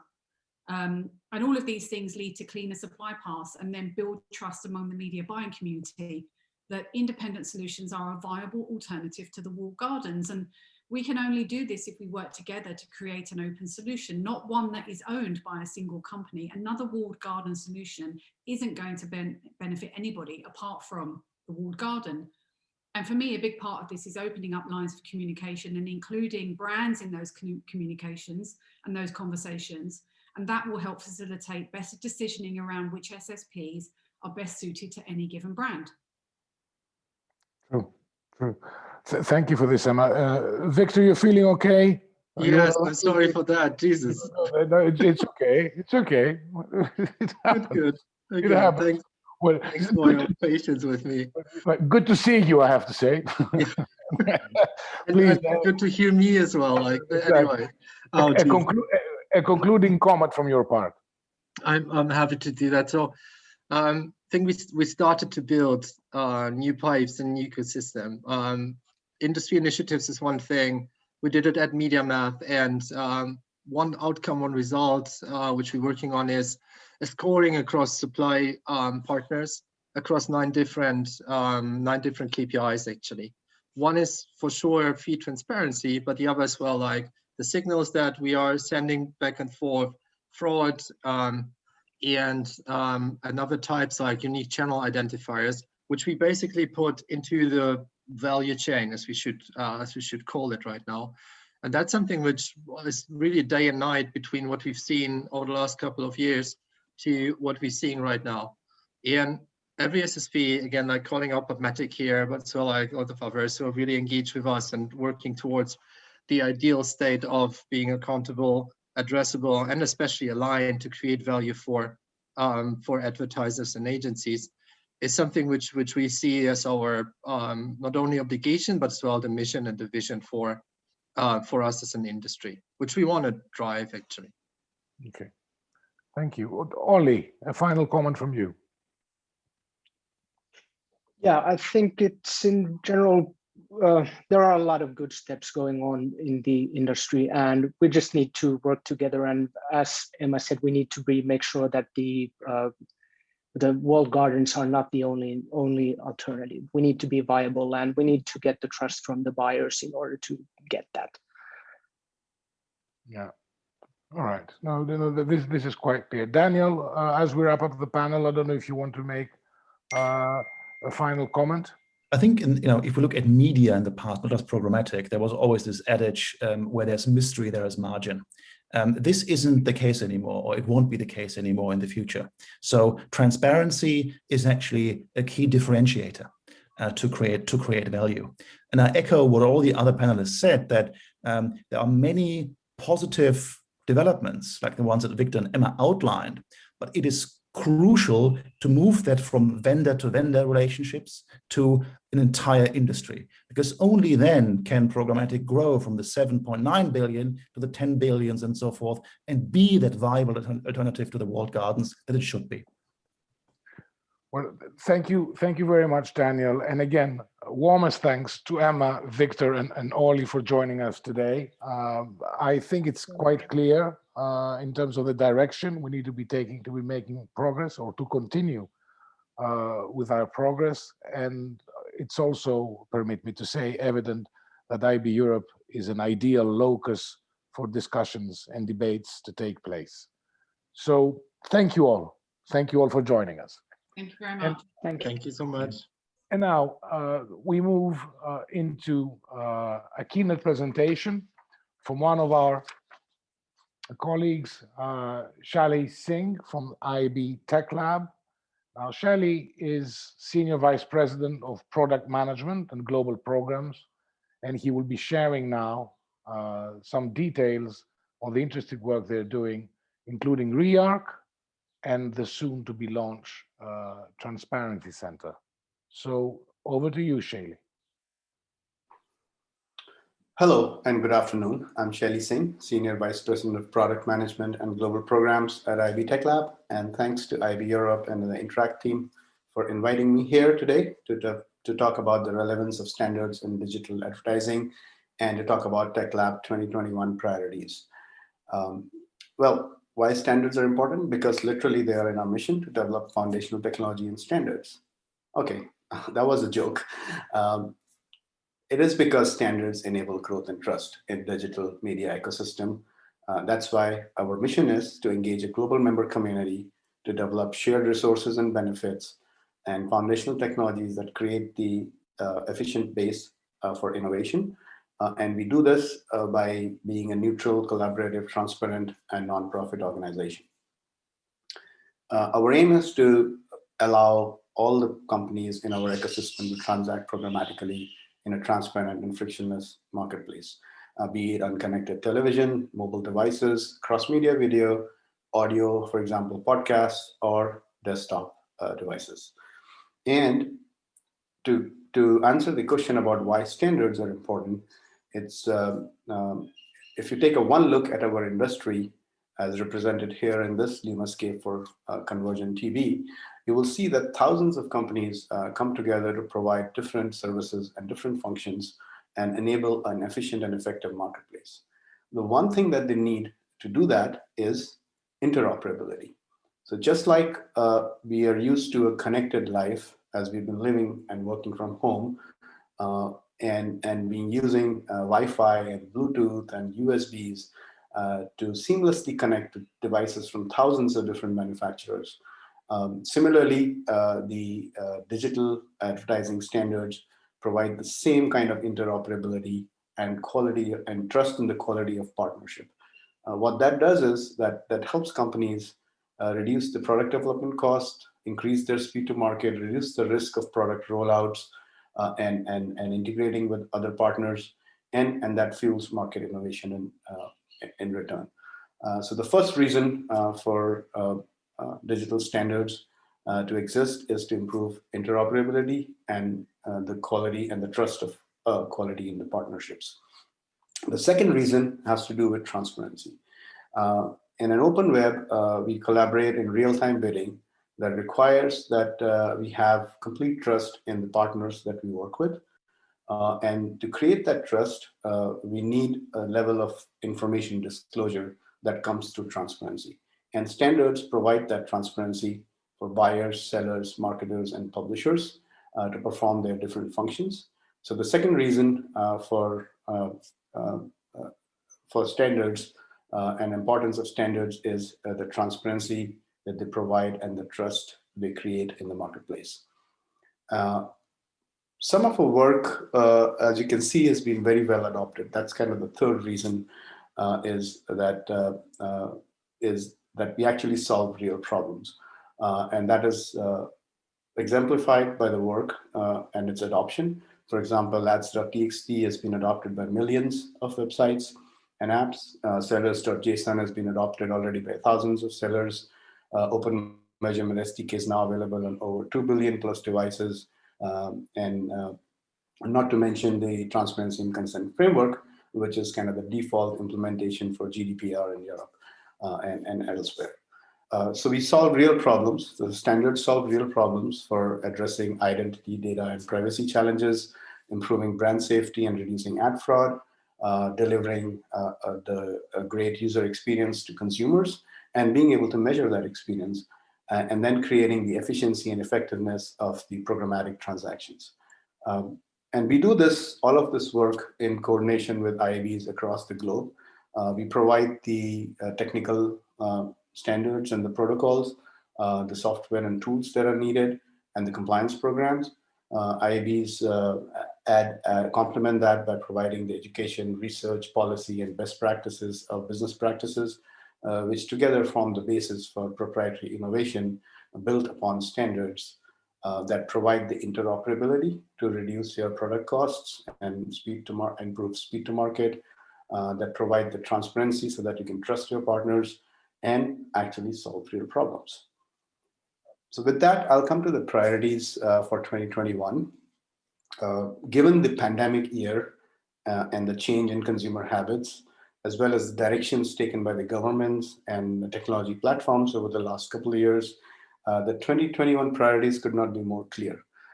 So we've identified cross-media growth and connected television, privacy and addressability, ensuring transparency and security of supply chain, and developing measurement infrastructure as our priorities for 2021. And specifically what we are trying to do in these specific areas is one is to ensure healthy growth of connected television and cross-media programmatic video, supported by our current standards and developing new ones where there are gaps. The second area is to preserve the key use cases of addressability and measurement and attribution, supported by more efficient implementation of privacy laws and regulations through the global privacy platform, and then making sure that the industry as a whole is trusted through the implementation of the accountability platform and promulgating consumer choice and consistent communication of those choices across the supply chain. And this is being done with further changes in the back end, like ensuring the security of the supply chain by authenticating parties that are participating with time-tested cryptographic methods, further enhancements to reduce fraud and increase brand safety, and then informed disclosure about the data practices within the supply chain, as well as working on ensuring that we are taking our measurement infrastructure to go cross-screen and cover all the areas, as well as improving the podcast measurement with the technology guidance and the compliance services. And then that leads us to going into more specific details about each of these areas and what we're doing in 2021. The first one I want to address is privacy and addressability. So we've been hard at work, our members have been hard at work for the last 1 year since we announced the Project ReArc for privacy and addressability. We've seen a number of solutions and approaches, which kind of makes it look like very complicated. But our members have been able to distill all that information that we can actually make viable bets on what the future looks like, but still grounded in the original principles of privacy by default, consumer choice and transparency, and the accountability towards the industry. So what that translates to is that there is no silver bullet. We have to prepare a portfolio of solutions that should be able to address a range of scenarios. But the good part is that all of these boil down to one simple use case, whether the advertiser and publisher audiences can be linked or not. That is whether you have a unique user ID available that you can link, or you do not have that. So based on that, there are three kind of major buckets that all of our transactions would fall into. And those are, first two of those are the ones where there is no linkage available.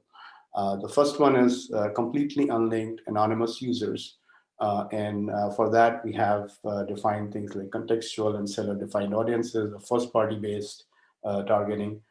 The second one is where the browsers or the operating platforms have stepped up and provided some technology to provide a more aggregated view, popularly known as cohorts, or another word for that is differential privacy. So they provided these methods which happen in the browser or on the device. So that's the second bucket. And the third bucket is the linked audiences, where a user has authenticated themselves through email or phone number or other methods, and have consented to share that information for advertising purposes. And that's the linked 1:1 audiences. So to cover all of these scenarios, we introduced earlier this year 4 documents that cover all of these scenarios. One is the first one was the seller-defined audience and context signaling in a programmatic transaction. The second one was to cover the linked audiences as best practices that companies should follow when they have user-enabled IDs or user-enabled tokens available. And as part of that, we recently announced that we'll be supporting the Unified ID 2.0 effort that has now been donated by Trade Desk to the industry. The third document was about a global privacy platform to make the implementation of the various regulations that are being promulgated across countries and regions to make them more efficient and more effective implementation of that. And last, but I think the most important one, is to instill trust in our industry by implementing an accountability platform that ensures that the parties in our industry or the companies in our industry are using the information or the data from the user in a responsible manner. So that's kind of a quick snapshot of the latest progress on the Project REARC and the effort that we have undertaken to ensure that the industry has a smooth path in this transition to a portfolio of solutions. Coming back to programmatic, in every programmatic execution, several partners come together to execute a transaction. Publishers work with SSPs, SSPs work with exchanges, exchanges work with DSPs, and DSPs may in turn take services from other providers. For all of that to work together, besides the interoperability, what they also need is to make sure that they have enough information about each other and be able to trust and verify that information. So to support the industry in that effort, we've created the Transparency Center. And in that, what we're trying to do is bring together all the metadata information from the different systems and whatever is publicly available into one place. And we've divided that into 3 different buckets. One is the compliance programs, which is the certifications that companies go through from Tech Lab and from other industry bodies like AAM in US or IAB UK Gold Standard. So that's one bucket. And the second bucket is actual adherence to our standards, like the supply chain standards of ads.txt and sellers.json. And the third one is another problem, that is to be able to uniquely and holistically identify a company operating across different advertising systems. So that's the third bucket, being able to do a business identification of a company. We're making this available in two formats. One is all members can join and log into our Transparency Center application and search for a company in a browsable data tables. And that's free to members. The second one is an API access where you can programmatically download this data refreshed on a daily basis and ingest it into your advertising systems and make decisions based on that. And that is an API available for an annual subscription. One other simple thing I wanted to talk about was the supply chain validation, which is part of the Transparency Center, and it's available now. Is a service for publishers to ensure that their ads.txt files are properly updated. They have taken care of the all the information that's there on all of their sellers, and it matches that information. This is a service that will do a daily check and then provide notifications to the publishers about whether they have clean validation or whether they have certain alerts or mismatches that they can come log into the system and correct and take that and update their ads.txt files, which in the next run, the very next day would get updated. So that's about the supply chain validation service that we've launched recently.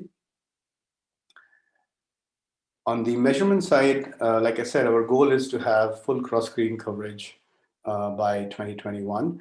And as part of that, we are going to be relying on our Open Measurement SDK efforts to achieve that.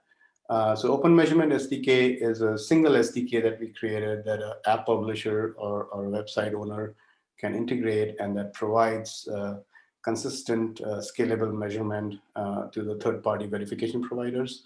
It allows the supply side to be able to work with all the business, all their advertisers and buyers, and replaces the multiple proprietary SDKs that they need to maintain. And as part of the OMID API, it standardizes the signaling of the measurement for viewability and impressions. So this was a project that started about 3.5 years back. It's one of our first actual software projects. We started with mobile apps covering iOS and Android devices, and then we moved on to web browsers, added web browsers at the end of last year. And this year we hope to add connected TV capability with TV OS, Android TV-based devices, and Roku platform, and potentially others. So now looking at the programmatic side, I did want to touch upon a new product that we're launching this year called the Programmatic Guides. So this came about as a result of a lot of the questions we used to get from companies about, how to apply this use case, which standard should be used for solving this particular use case, and how does this standard work in the workflow. So we created this concept of Programmatic Guides as explainer that covers all of the use cases, defines all the audiences, who's supposed to apply which use case, and then goes into details of solution and implementation guidance. We envision this to be a living document. So as soon as a standard is updated, we are going to make sure that the programmatic guide that is relevant for it is updated accordingly. And we hope to release 4 programmatic guides this year. The first one is coming up in Q2, before end of Q2. That is the connected television and the cross-screen video guide. And then in Q3, we hope to release 2 more, one for brand safety, one for ad fraud, and then round up the year with the guide for privacy. I did want to touch upon 2 other small projects that we have undertaken this year. One is the buy-side transparency that we have, that the specification is out for public comments. This is kind of similar to the sell-side transparency created with ads.txt, sellers.json, and supply chain object. This one has 2 specifications, buyers.json and demand chain object. And this will help publishers and sellers manage malvertising, control the ad quality on their websites or apps. And we hope that we'll get good adoption of this too. and help sellers create the demand path optimization that they need, just like the supply path optimization that buyers look for. The second one is something we launched a little while back in support of the Apple's SCAD network concept. We've done two things here. One is we have introduced extensions to Open Rdb so that you can actually use the SCAD network ID within a programmatic transaction. And the second is creating a repository of SCAD network IDs where all the attribution partners who have SCAD network IDs can come and register. And then we will provide a list to the app publishers to download all of their partners' SCAD network ID in a format that they can easily include in their app for proper attribution. It's free for app publishers to download. There is a very small fees for owners of SCAD network IDs to be able to maintain the SCAD network IDs on in our repository. So with that, thank you so much for listening. I just want to conclude with why standards are important. One is interoperability, second is transparency, and third is they solve real world problems for us. And hope you enjoyed the session, and all the best for the rest of the Interact, to the Interact team and everyone else. Thank you once again.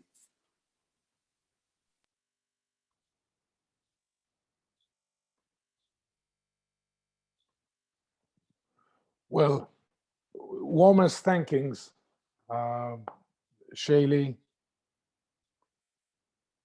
Warmest thankings, Shelley, for this presentation, this magnificent overview of the Tech Lab work. And indeed, the open web remains a vibrant place with many players that need to collaborate. That's absolutely certain. And with your mission to develop foundational technologies to help with that, it seems that we are set up to succeed in the future. And we look forward, needless to say, to hearing about developments with REARC, and in particular with the soon-to-be launched Transparency Center. And now we move on to our last panel discussion for the day. It's been 3 long days, but it's been, in my view, and your feedback has been aligned with that, 3 very interesting days. The last panel of Interact, and to close our discussions on the Digital New Deal, I'm delighted to welcome Tina Lakami, the head of AdTech at IAB UK, who will moderate a panel of industry standards experts to ascertain the views on future developments and standards and what we need to do as an industry to get there, to make progress, to launch these. They will detail the importance of partnerships in successfully launching and supporting standards, and sharing best practice, and how their organization rolls out and upholds such standards. So, Tina, good afternoon, welcome, and over to you. Great, thank you so much, Konstantin. Good afternoon, everyone, and thank you all so much for joining, and thank you to IAB Europe for hosting what's been a fantastic 3 days of events.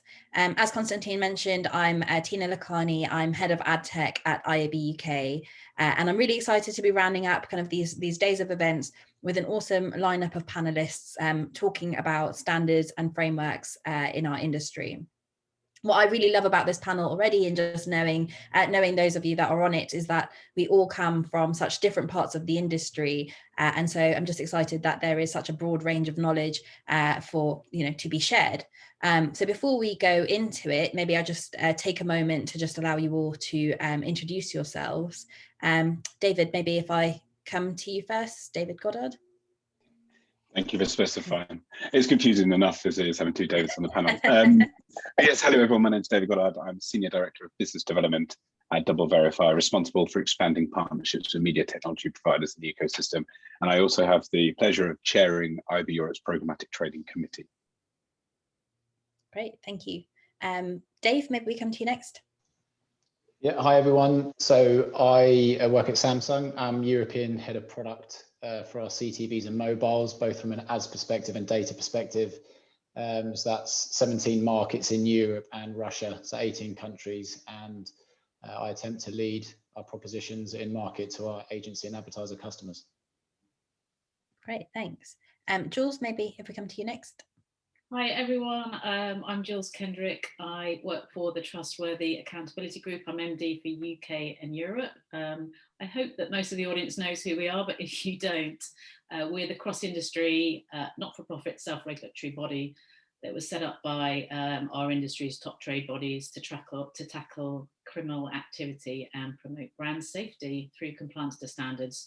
And that's both for sell-side and buy-side companies right across the digital advertising supply chain. Great, we could not be more relevant to this panel in that case. And last but not least, Yael, if we come to you last. Hi everyone, Yael Cohen, EVP of Global Digital Standards for Publicis Media, and also the chair for the 4A's APB. Great, thank you so much, everyone. I guess maybe just getting straight into it, we obviously just had a great session from Shelley at IAB Tech Lab talking about why standards are important. And also, me from an IAB point of view, I live and breathe standards every day as part of my job. And I really see the value and importance of them. But I guess, just maybe hear from you guys, from your point of view, especially those of you in practitioner positions, to just talk about looking at kind of the industry and your roles over the last 1 or 2 years.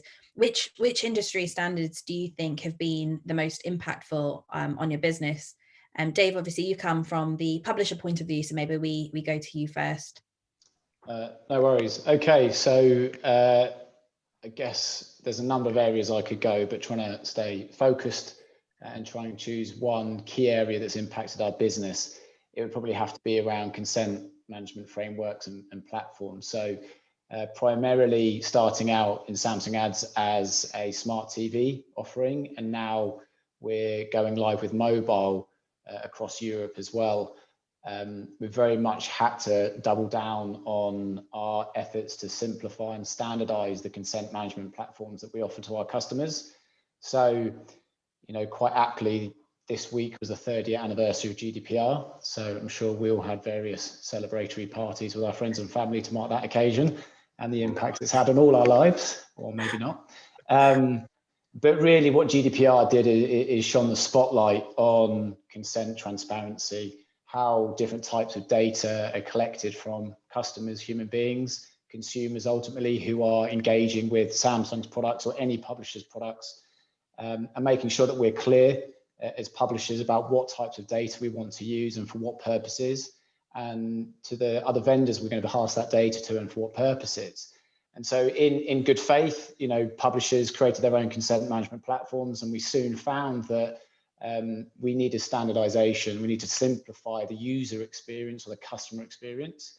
And that's where the IAB came in, and we fully back the IAB, their Transparency Consent Frameworks version 1, 1.1, and now version 2. And this year has been very much about implementing the IAB Transparency Consent Framework version 2 across our millions of mobile devices across Europe. We think it's the best in class transparency consent framework there is and consent management platform, and also across our CTVs. So we know the adoption of the IAB Transparency Consent Framework and ultimately the pop-up you get on a website or on a mobile app has been very well adopted in web, also in mobile, but CTV is very much lacking, or is in 3rd place there. So we have very much focused on this as an area. So by the end of this year, our mobile devices and CTVs across Europe will be showing consent management platforms that adhere to the IAB Transparency Consent Framework version 2. So that is a big piece of work, and therefore you can see why that's been a big impact for our business. Yeah, I mean, I couldn't agree more. I think just the topic of privacy and ID and consent has just been something that we've not really stopped talking about since the launch of GDPR, and then most especially with kind of announcements from the recent tech platforms in the last 2 years. It's all that we're talking about. Jules, maybe if I come to you next to get your point of view. Obviously, you work across a broad range of standards as well. For you, what do you think has been the most impactful? I was going to say, first of all, I think I missed that GDPR party, Dave. I'm gutted. I get it. A real rager. There'll be one next year. Don't worry. Make sure I'm invited. So yeah, I mean, I think from TAG's perspective, really over the last year, we've seen sort of continued growth in the uptake of both the brand safety and the fraud standards, not least obviously with the merger of TAG and JITWebs in September of last year.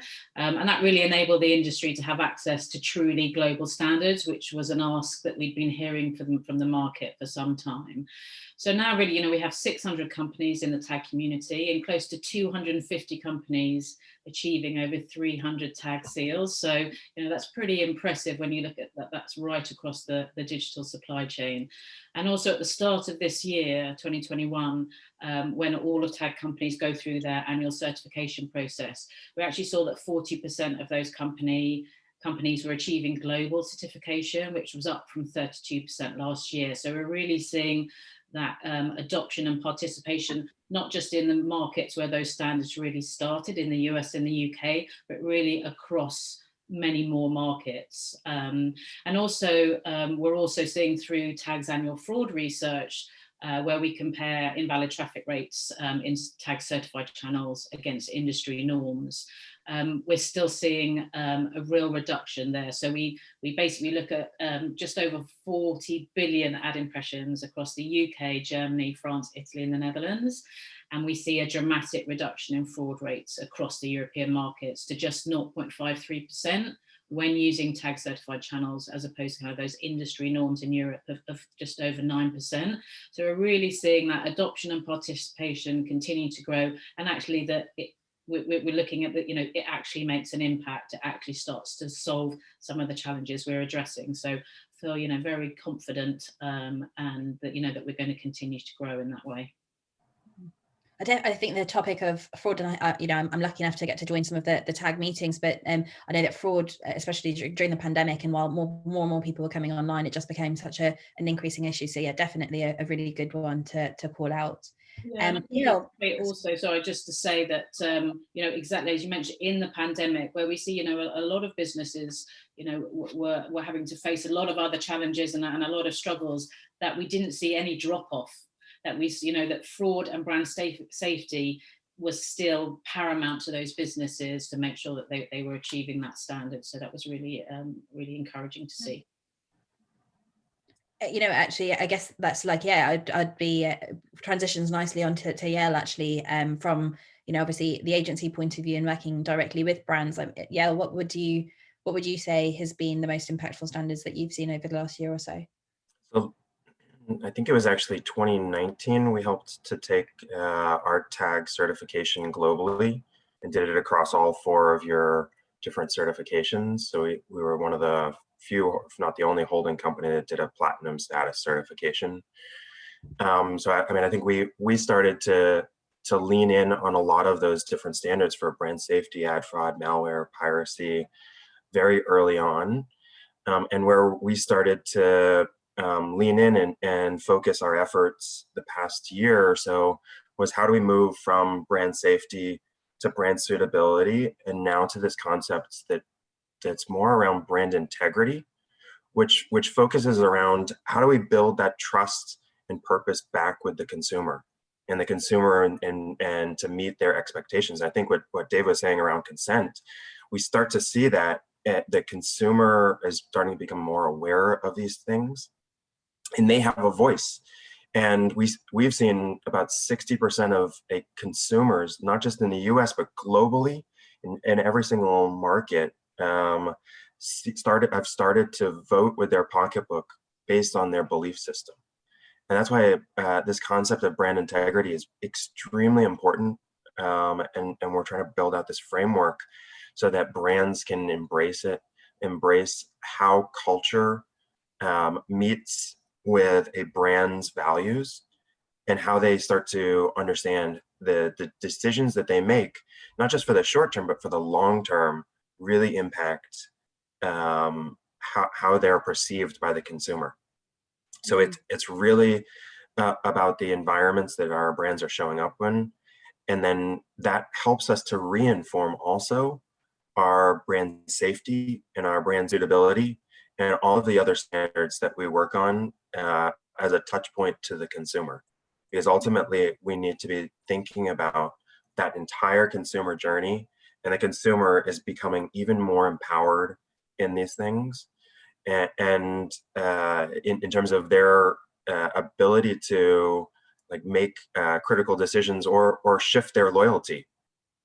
And so it's become extremely important for us to mitigate fraud, for us to mitigate piracy, for us to have more informed consent. So all these things, like they started to dovetail very nicely with where Publicis is going towards this concept of brand integrity. Definitely I mean, I just feel like the consumer and culture shift over the last year especially has just been phenomenal, and you really start to hear advertisers talking more and more about kind of ethics within their advertising, which I think is just such an interesting subject. I'm sure we'll have time to come on to that a bit more later. But David, last but not least, maybe if I come on to you to get your views on standards that have been the most impactful. Yeah, I mean, I can't disagree with everything everyone's said so far, but I want to go a different route. And I think the standard I was most excited about is open measurement for web, not just for Double Verify, but for the whole industry. Because it wasn't too long ago that independent viewability measurement presented a complex challenge for mobile advertisers.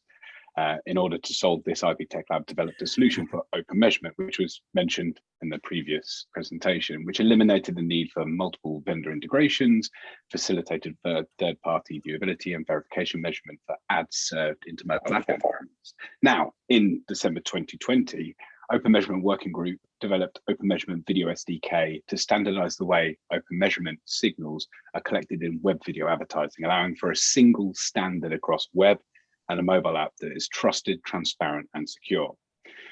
As a member of the Open Measurement Commit Group in the larger Open Measurement Working Group, Double Verify continues to advocate this, as I'm doing now, working to streamline, automate processes that make integration simple and convenient for demand and supply partners alike. But the important thing is, adoption of open measurement reduces measurement inconsistencies, making it easier for advertisers to get consistent media quality signals across environments.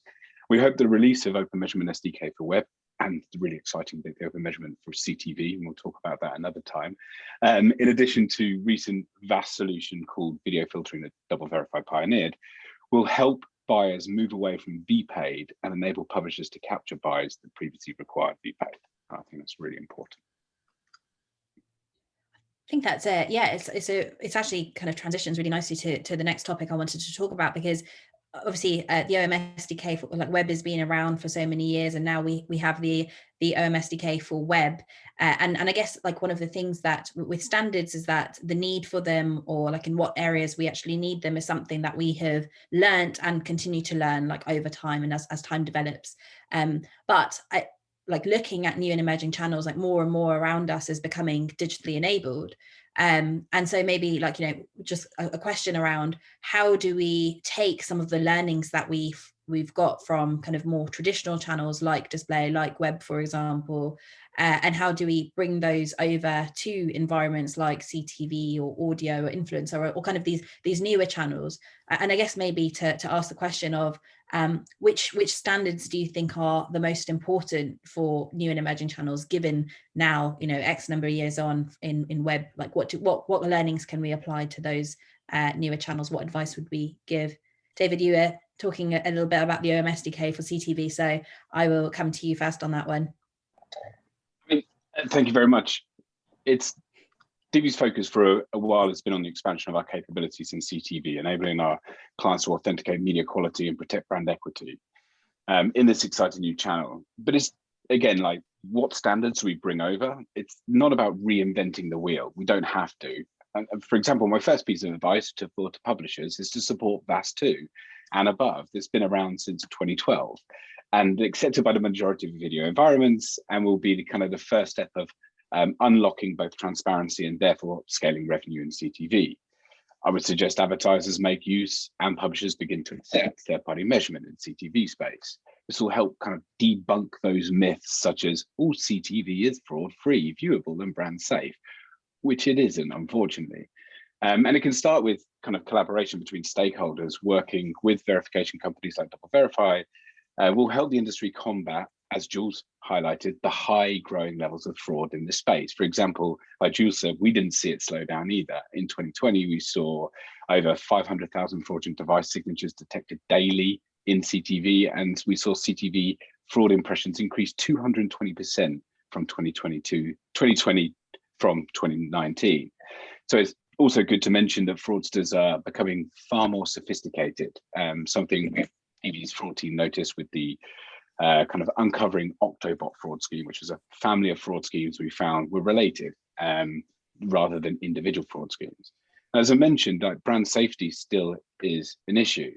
In CTV, we've seen ads running adult content, porn apps, for example, pet sitter and screensaver apps, which are all deemed either red flags and a waste of money. So encouraging the support of third-party verification to be run in all VAS-supported environments, we're solving for this challenge. However, we do need to ensure that we as an industry work together to continue to improve inconsistent standards, technology, app, and content transparency. And by addressing these challenges, advertisers will be able to protect brand equity, minimize waste, and measure performance in CTV. And trust and transparency is key to kind of unlocking investment in CTV and increasing investment in premium publishers like Samsung, for example.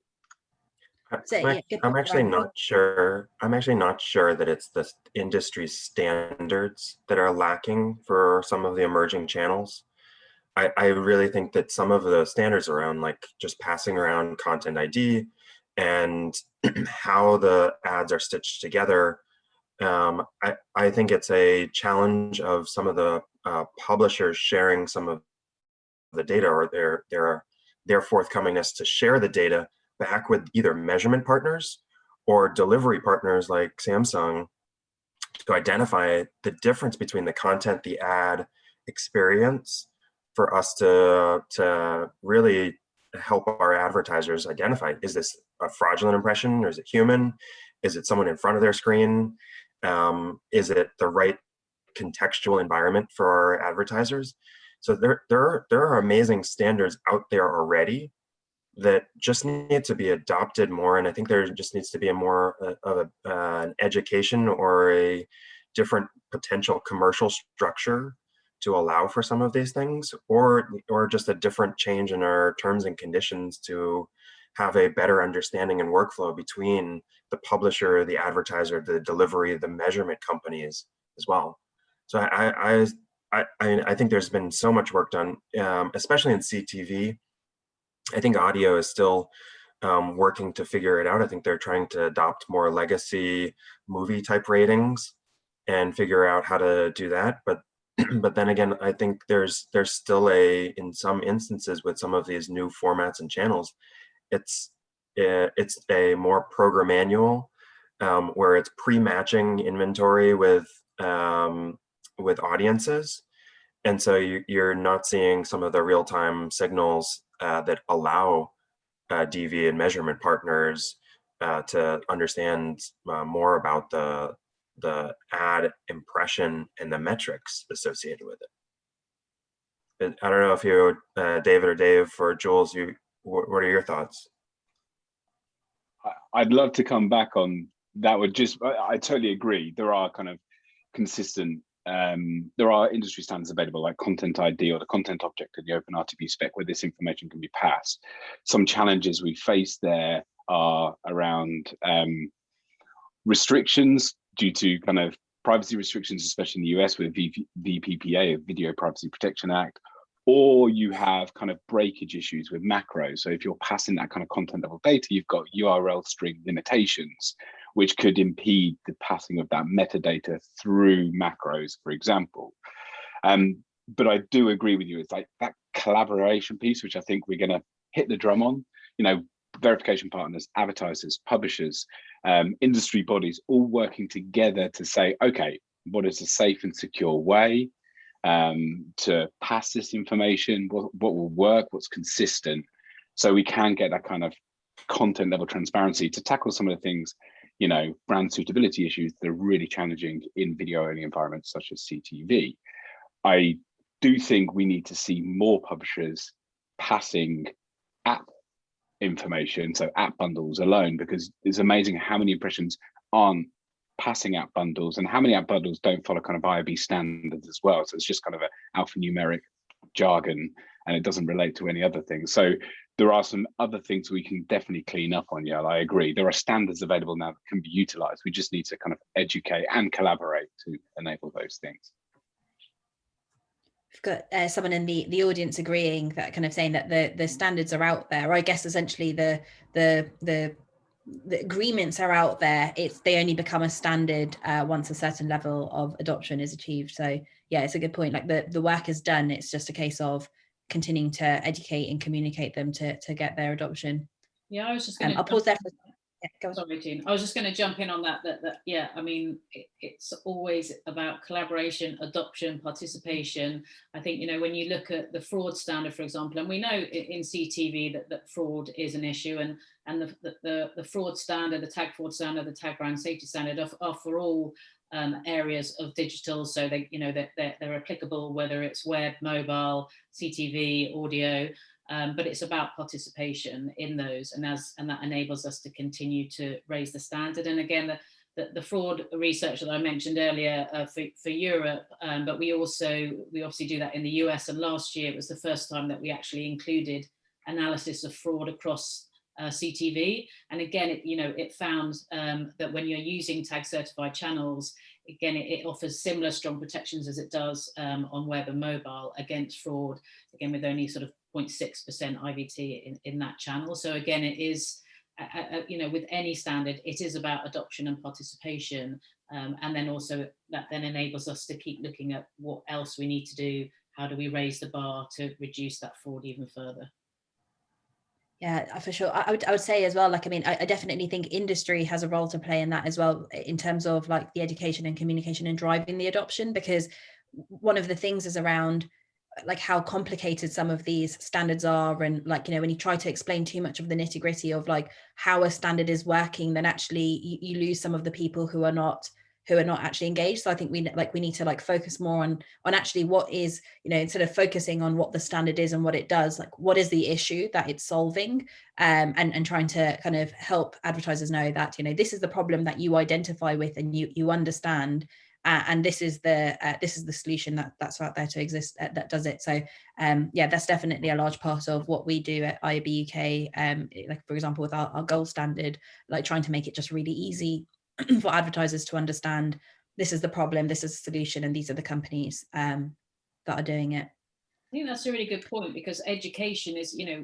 education is key. And I think, we're talking about, obviously we're a global industry, and not all markets are as advanced as others. Not everyone, you might look at sort of the top 5 markets and may well have a great understanding, but you've got new entrants into the market, you've got smaller markets who perhaps haven't had that experience. So yeah, I think often that kind of education and getting the messaging right so it's not confusing is really important. Just to build on that as well, the other C word of the day for me is customer. So I think it's, this panel's in the spirit of these 3 days is very, very much about collaboration, and if people are looking for a feisty argumentative panel session here, you're probably not going to get it because we all work together. We're all partners, in the supply chain and the advertising ecosystem. But, coming from a product perspective, that C word drives us all the time, the customer. And there's 2 types of customer always. One is we're Samsung ads. So we have advertisers. Those are our customers. Okay, we're building products and solutions for our advertiser customers. So, working with Yael at Publicis, he's working directly with brands, and they are our customers. But on the other side, we have consumers, and a publisher only has an ads business if they can draw an audience based on the products and services that they produce, whether it's YouTube, whether it's ITV, whether it's Sky, whether it's Samsung TVs. We only have an ads business if we maintain the trust and transparency. And for me, a key word is simplicity for customers, the consumer one end and advertisers the other end. And perhaps my favorite quote from Steve Jobs, he often gets credited with this, but it tries to drive me and my team of product managers, is simplicity isn't simple. To try and break down the complexity of what's going on from consumer, the publisher end, to advertiser up here, and everyone in between, and try and break it down and simplify it for normal human beings is incredibly hard to do. And what I think we do is have a tendency to jump into the detail and talk about, you know, VAST tags and VPay, and they are probably the right solution, right? But what do they actually mean in terms of advertiser customer and consumer customer? And I think that you know, it can sound cliched and contrived, but I firmly believe that on a personal level and a professional level, we bring it back to our customers. And that's why going to the second C word, collaboration, is so important. We have so many experts in the industry. We probably have the solution, right? And we need to find ways of simplifying those solutions and explaining those solutions. And I think we're doing it. I think the IAB is fantastic with its working groups, emerging markets like CTV, you know, it's growing and growing and growing. It's the one to watch, but there's still a long way to go to, you know, simplify what's going on. And really, I look at Yale and go, what I'm trying to do day to day is hand up solutions that he understands and makes it easy for him to work with his advertisers, explain measurement, explain consent, and explain delivery at the end of the day and ROI. You know, that's the purpose here, I think. Easy to say that, but got to figure out how to do it now. But I think it's really, I think you hit a nail on the head there with regards to simplicity is key. Like, I think the overall objective is simple.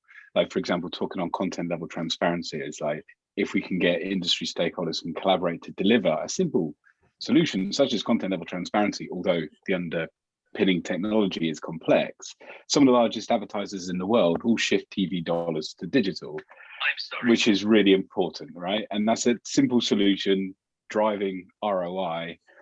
But I agree, the standards and the technology underpinning that is complex, and that's why collaboration is required, because it's not as simple as flicking a switch, unfortunately. It's almost like we need product marketers for our standards, really. Like we often, like the advertisers, that's what they're doing for theirs, is like simplifying their message. We need to almost do that for our industry and our standards and technology within it. Like, yeah, something I've actually been thinking about for a long time. It's like how actually you see the rise in the role of like product marketing. It's becoming more and more important to be able to like take the complex and make it just really simple and understandable. The audience is agreeing with you in the chat. And when you look at, you know, you can put me back in my box in a minute, but when you look at GDPR, okay, and privacy law, I think there's a tendency to pile in on, like, this is a legal problem, this is a legal solution, or technology, technical. But when you look at it, okay, from the David Burton view of the world, which may or may not be right, governments only pass legislation because it's what society is demanding them to do, okay? They don't do it for fun. And society is made up of human beings, and our customers are human beings. So GDPR was only passed because there was a cultural shift in the UK and other countries in Europe, and you've got CCPA and other privacy laws globally, and what human beings, consumers, are saying to their governments, we don't understand, we want more transparency. And I would say this because I work in product, it therefore becomes a product issue, a customer issue. How do we simplify all the data that is being transferred? Data is probably the vaguest pronoun I work with. What type of data? An IP address is different from a mobile device ID, which is different from my sexual orientation and my religious beliefs, but it's all called data. And we're often talking data for a start. So what data is being used? An IP address, a device ID, and normally some sort of viewing behavior in the world of advertising. Next. You have to humanize data. Exactly that. And then it gets passed down the pipes, down the programmatic ecosystem or supply chain, but to where and for what purposes? And again, it's to remind ourselves that these are human-based, customer-based problems and understanding and simplicity issues. And I think we can do it, but sometimes I certainly have to check myself to look at the problem through the right lens and not jump to the law, not jump to the technical solutions and think, right, it's a human being. It's my mum, it's my wife, it's me sitting in front of my TV in the evening, you know, or hitting a website and a pop-up comes up. One thing I always love about our industry is how everything always seems to come back to like one issue. And I totally agree. I think like consumers, and like, so with this topic of like consumers needing to understand this simplicity, it's like also like, you know, legislation is going to keep going in the direction that it is if we don't do a good enough job of communicating the value exchange of our industry to the consumer. You know, we need to help make sure that we are that level of communication to the consumer is so important, and something that we've probably not been doing as much of so far. But yeah, one of the things that I want to touch on, it's fascinating to see what is the consumer need state, what is what do they desire, what does the regulator and our politicians think about it, and then also what you see is manipulation of certain types of things, because we have to take into account there's so much misinformation, disinformation out there. And what we've been uncovering, and you Tina, you started to talk about this in terms of like ethics and data sources. And what we've seen is we need to be really careful about what type of information we find on consumers, and also the feedback that consumers are giving, because sometimes there's coordinated attacks on brands, there's coordinated attacks on certain ethnicities, and you see that type of misinformation, disinformation happening online.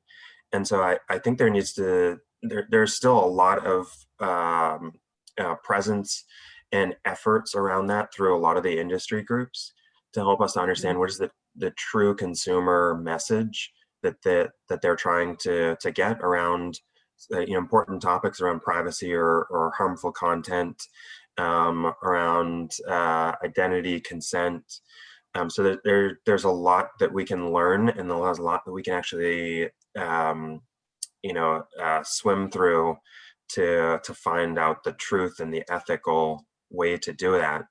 And that comes from a lot of the industry working together on self regulation themselves. And how do we become more ethical about our own practices? How do we reinvestigate like our usage of different types of data? So from my perspective, we do an annual audit of a lot of our partners, of pretty much all of our technology partners, around how they use data, what it's used for, how it's being used for targeting, measurement, and we try to understand then is this the right way that our advertisers would want to use this to reach their consumer? And I think that starts to hit on a lot of these things, is that we do a lot in terms of self regulation, self awareness in our industry, but we still have a lot of work and a lot of collaboration to do. I couldn't agree more, and I'm actually just really conscious of time, but so I think I'll actually, on that very similar note, just do a quick 20-second question to all of you of so I think we all kind of agree that a lot of the standards are out there. We need to self-regulate as an industry, and we need to communicate to the consumer. I guess maybe just like your quick view of like, how do we get there? If a lot of work has already gone into this and we're having these conversations, how do we get to the end point that we that we're kind of like we're talking about here? Yael or Jules, maybe, I don't know, maybe if we come to you first. Yael, you're kind of talking about that point in yours, so maybe I'll come to you first. Sure. My belief is focusing around this concept around brand integrity. If we're looking at the fundamentals of our brand's consumers, what they're trying to achieve, what they're expecting, what they're trusting of brands, there's this vacuum in the space where brands can fill in terms of what is their position, what is their purpose. And I feel like that can help us to achieve a lot of these things. But then we also, on top of that fundamentals, there's our work around ad fraud, safety, suitability, consent. But ultimately it leads to this notion of how do we become more cognizant of how culture meets our advertising standards through brand integrity. Great. Dave, maybe you next, from kind of the other side of of the supply chain? What's your thoughts? How do we get there? I think it's to continue what we're doing. You know, organisations like the IAB, genuinely, you can't underestimate the importance of what you do and the working groups that you bring, and the last 3 days and this panel and all the discussions before. You know, you can see there's a lot of people who want to share their expertise. And why are they doing that? So from my perspective, so we can serve all the other agency groups and their customers. You hear him list the issues that he is trying to tackle for his customers. And I think the only way we do that is by continually coming together and sharing and simplifying as much as we can, and keeping Yale and what Yale represents on this panel, those customers at the forefront of what we're doing. Genuinely believe that. So yeah, you know, the 2 C words, customer first. Keep Yale happy. Keep Yale happy. New slogan of IAB. Jules, I of course work with you very closely and know some of the views you may have, echo some of that. So maybe I'll go to you next. Yeah, I mean, I think, you know, we've all kind of said it, but, you know, to be short and sweet, you know, our success as an industry, it's sort of addressing all the challenges that we face, is really predicated on adoption and participation right across the supply chain. So, you know, if you look at tag standards, much of the success to date has been built on strategic partnerships that we've built with trade bodies. So as you mentioned, you know, if you look at the brand safety certified standard, the launch of IAB UK's gold standard and its requirement for that within it had a significant impact on participation. When I talk to new businesses who are interested in joining the standards, often the reason they're coming to us is because they've been asked if they've got the standard by the agency, by the advertiser, you know, so it's kind of a mix of, you know, some companies do it because it's the right thing to do, because they want to show that their business is doing the right thing, and sometimes it's, you know, people come because they've been asked to do it. Either way, I don't mind. You know, come into the community, join the fold. So I think, yeah, it is collaboration, it's communication, it's education, and it's continually talking about it. And if we want to self-regulate as an industry, if we want to do what we know is right for our industry, rather than be told by others that perhaps don't fully understand our industry, then we need to do it together. So yeah, collaboration, collaboration, collaboration. And David, maybe to just come to you. I'll keep it quick. So trust and transparency are going to be even more key as we look to collaborate and grow industry partnerships as new standards get developed and adopted. And the ultimate goal is to create a stronger, safer and secure ecosystem for all. Great. So very concise, and yeah, I think wraps up the session very nicely. I couldn't agree with all your points more, and I think, yeah, we keep going in the direction that we are. I think by having these discussions, we are already moving the industry so much closer to that. So thank you all for participating in the panel, and I'll pass back over to Constantine from IAB Europe. Thank you for having us, everyone. Well, thank you so much, Tina, and a big thanks from me as well. To Jules, to David, to Dave, to Yale. Very lively discussion, very insightful, and plenty of good quotes, I think. Collaboration, collaboration, collaboration, which is a synonym for IAB. Simplicity is not simple.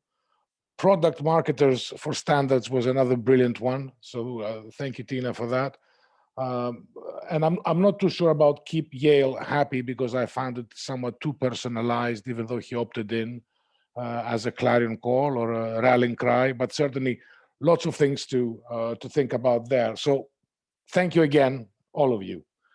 Now we've come to the end of this 3-day interact, and I sincerely hope you found it as insightful, enlightening, useful, and enjoyable as we have, with all the keynotes, the panels, the discussions and the debates we've had over the last 3 days, ranging from industry initiatives to standards and frameworks to policy and data protection. I would like to thank again the main sponsors of our event, OneTrust, Double Verify, and Relevant Yield, as well as supporting sponsors, Google and Magnite. A big thanks to all the speakers, panelists, and moderators who joined us and gave us their time and insights. A special thanks, of course, to Helen and Lauren from the IAB Europe team for making this event possible. And needless to say, all of you, the attendees that participated, followed the proceedings, submitted a question and a comment. The event recording will be available on the IAB Europe website over the next few days. And I have to say again, if you're not a member already, do inquire with Helen and Lauren about membership and join us and participate in our work, both in terms of political representation, but equally importantly, in industry collaboration to deliver frameworks, standards, and industry programs to further advance our industry in the next phase of its future. So thank you very much again. We very much look forward to seeing you in person next year. And in the meantime, stay engaged and stay safe. Thank you.